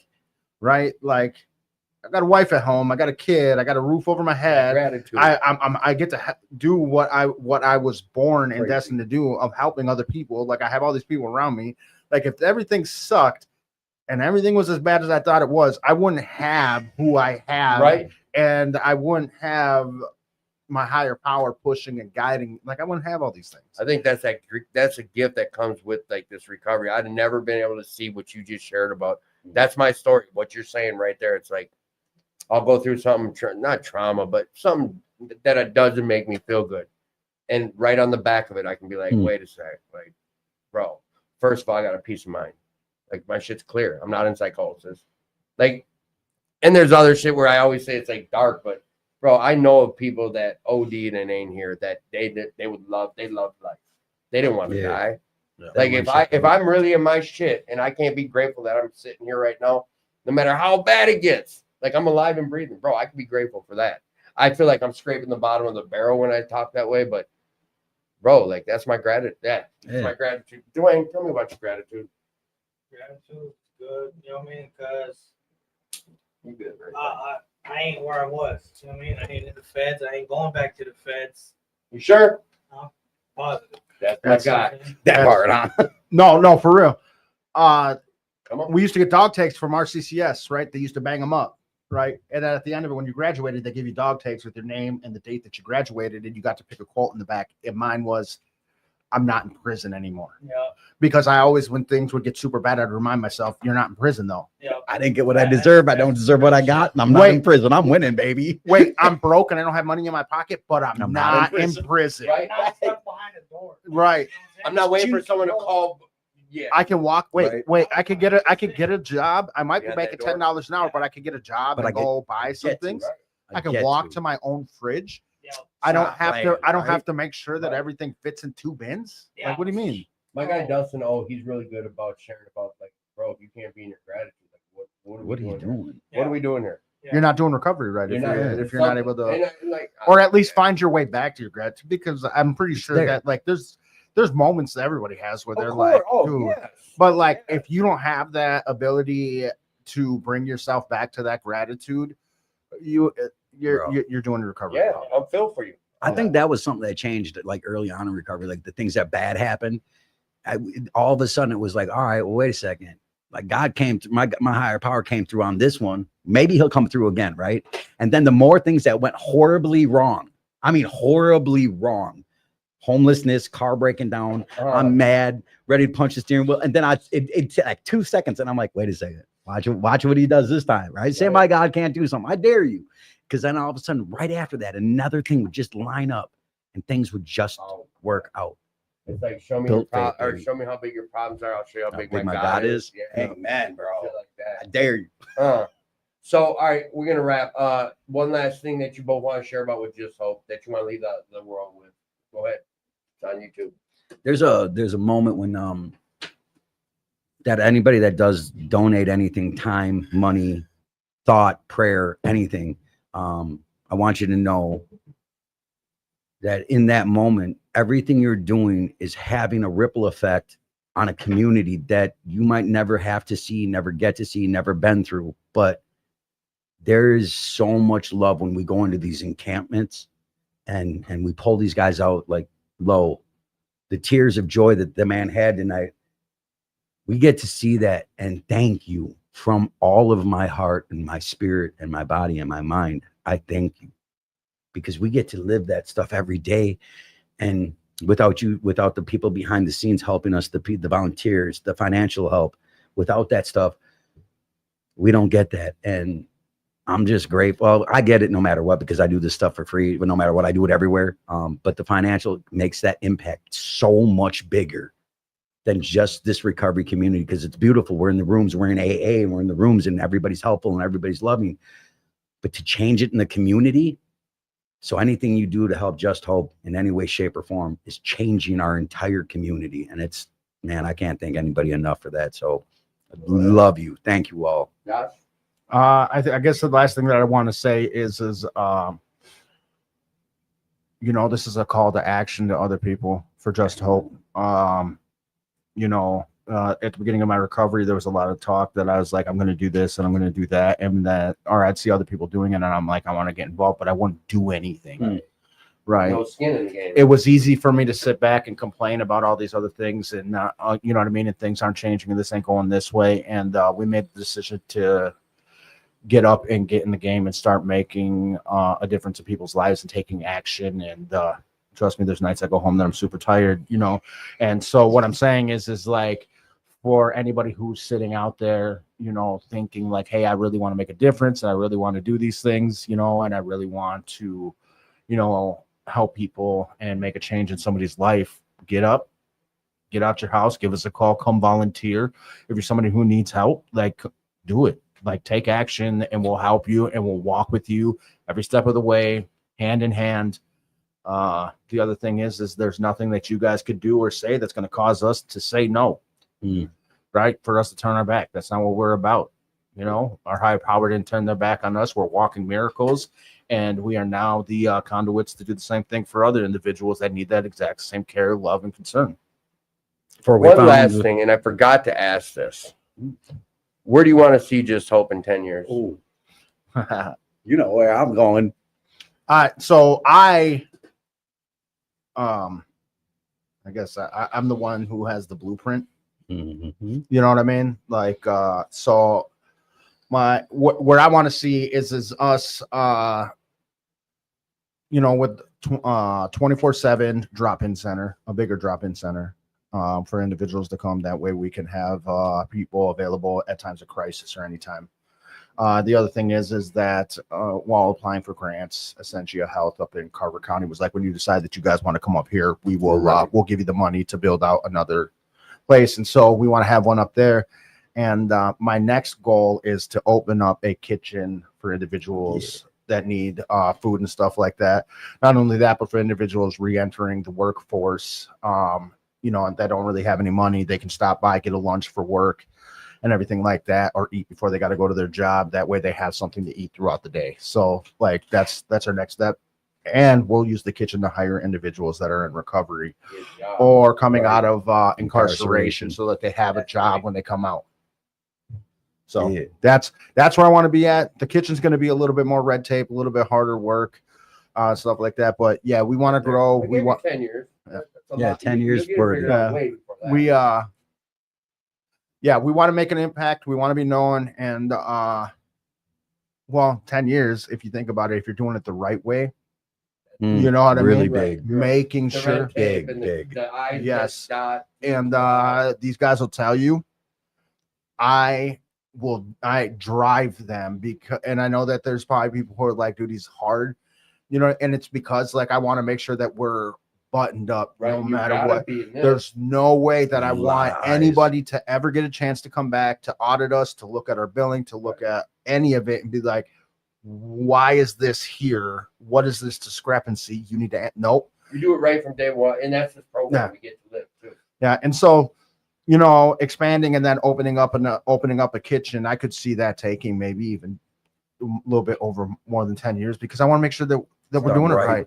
right. I tell everybody, if you're working in the recovery field and you're making tons and tons of money, Oof. you're not doing it right because it's not really like, Oh, so if you're out there driving Lambos, and yeah, Right. like if you Come have on now. all of this money, you know what I mean? Like when I got into the sober house game, you know what I mean? When we got our sober house, and we have residents, at first I had that mentality. I'm like, oh, well, from what I heard, everybody's making all this money. No, No, you're not. Overhead No. is off the charts. Summer hits, everybody leaves because it's warm out. Right. You know what I mean? Don't And need a so like sober house. all these people that were making tons of money, I realized you're on some shady. yeah, most of them have been closed down or under investigation. Right. And so I want to do it right. Like I want our clients to know that they're cared about no matter what. I don't care about the money. I tell the people that we're going to hire as CPRSs. If you're worried about the dollar sign, then you probably shouldn't be working in this field because one, that means that you don't really care about the client. And two, they know when They you're can about the tell. money. Yeah, Yeah. They know. it's just like a junkie. It's like someone coming in here that's sharing about something in their life. Not Bro, authentic. we are some bullshit king. Yeah. I'm gonna know if you're on some bullshit. I can smell it on you, my boy. You smell I was different. that. You know Yeah. what I mean? We I'm know, phony. but you're right. That makes me happy to hear that. Anything you want to add to that? What you got on our vision? No, just faith without works is dead. For we found that faith without works was dead. If I don't take any actions and do anything to change myself, change the community, or be part of, then I'm apart from. And that's isolation, bro. So come be a part of it. Let's get weird. I mean, for real. That's my whole logo, man. Let's get weird. If you ain't getting weird in your recovery, stop playing. You ain't doing it right. Let's get weird. and Make it John- uncomfortable. And anybody knows John, he's plenty weird. Oh, you boys, I love you guys. So we're gonna start wrapping up. Uh, It's me again. Like I said, first and foremost, like if you're out there struggling tonight, please reach out. Please reach out. Like you're worth everything you've been hearing us talk about. And we brought up a lot of spots. We brought up Twin Town, North Star, CRC, Union Gospel, Valhalla, RCCS, Steve Rum. Like we brought up a lot of things. No one's gatekeeping nothing around here. Like, come on down. We'll work for recovery. 4026 Washington Avenue North or 550 Rice Street. Did I say it right? Yeah. Look at him learning. I know what I'm talking about. We get involved. Like, no one's in here alone. That's that thing you've been hearing me preach about. I've been preaching about this thing and feelings for a while now. We don't have to do this alone. You don't have to do this alone. I used to shoot dope alone. I don't have to do recovery alone. Like, I didn't realize that until I got in these rooms and you guys showed me a different way. And I embraced it. Like, listen, Lo, Josh and John and Angel and Kim and Dwayne and Chucky and Carol and Paul and Lori and Rabbi and Dylan and Keegan and Ray and Paul and Frank and Ariel and bro, and if I left your name out, I'm sorry. It's just who I could think about top of my head who posts stuff. Like, we all get involved. That's how we do this thing. We don't do it alone. Spiritual gangsters. Yes. Like, you heard a lot about Just Hope tonight. The one thing I hope you took away is like they're gonna get it handled now. Not next week, not when we get the resources. They're coming out their own pockets to make things happen. And you just heard them. Like, all their T's are crossed and I's are dotted. Get involved. If you want to and you're able to donate, We got Kim put up a gang of links and websites. Like, thank you, Kim. You're a blessing. That's my wife. I know Josh couldn't do it without you. Definitely he couldn't. Facts. Facts, big facts. But there's GoFundMe.com/donate to Just Hope. You know what? I'm not gonna try to just go through the comment sections. And she's got a gang of different links on there. So go through the comment sections. But the main thing, like, get involved, like own this thing. And if you are struggling, please reach out. Lo brought up some suicidal talk a little bit, and there's a hotline like 899, like utilize that. Please reach out. Come on down to Woodwork for Recovery. Next Friday, it'll be a pre-brawl show. I promise you. Doors gonna be open. Come on in here, like share a bit about your story. If you got ideas for this show, if you want to be part of this show, whatever the case is, this isn't my show. This is the Recovery Community Show. So I want to say a big, huge thank you to Just Hope. Like, I know firsthand that they're doing big things. Thank you, brother. And Thank you. the other when are you guys doing the not naloxone? When are we guys doing this? On Tuesdays at 5? Thursday at 5. Thursday at 550 Rice Street. You can go down and grab you some Narcan and Well, you can come grab the naloxone or the Narcan Anytime. anytime, any of the But, between 9 and 9. Yep. To get on naloxone trained for administrative. Oh, that's on Training Thursday. is on Thursday, Training is Oh yeah. So 5 p.m. bro, they're doing everything out there. They're going to encampments and they're getting involved. They're handing out stuff. They're housing, everything. You hear what they're talking about. So get involved. Give if you can. Get involved if you can. But you're worth this life. And if no one told you today, like, check it out. I love you. Yeah. We'll see you next week. Good show, boys. Bro. Good show.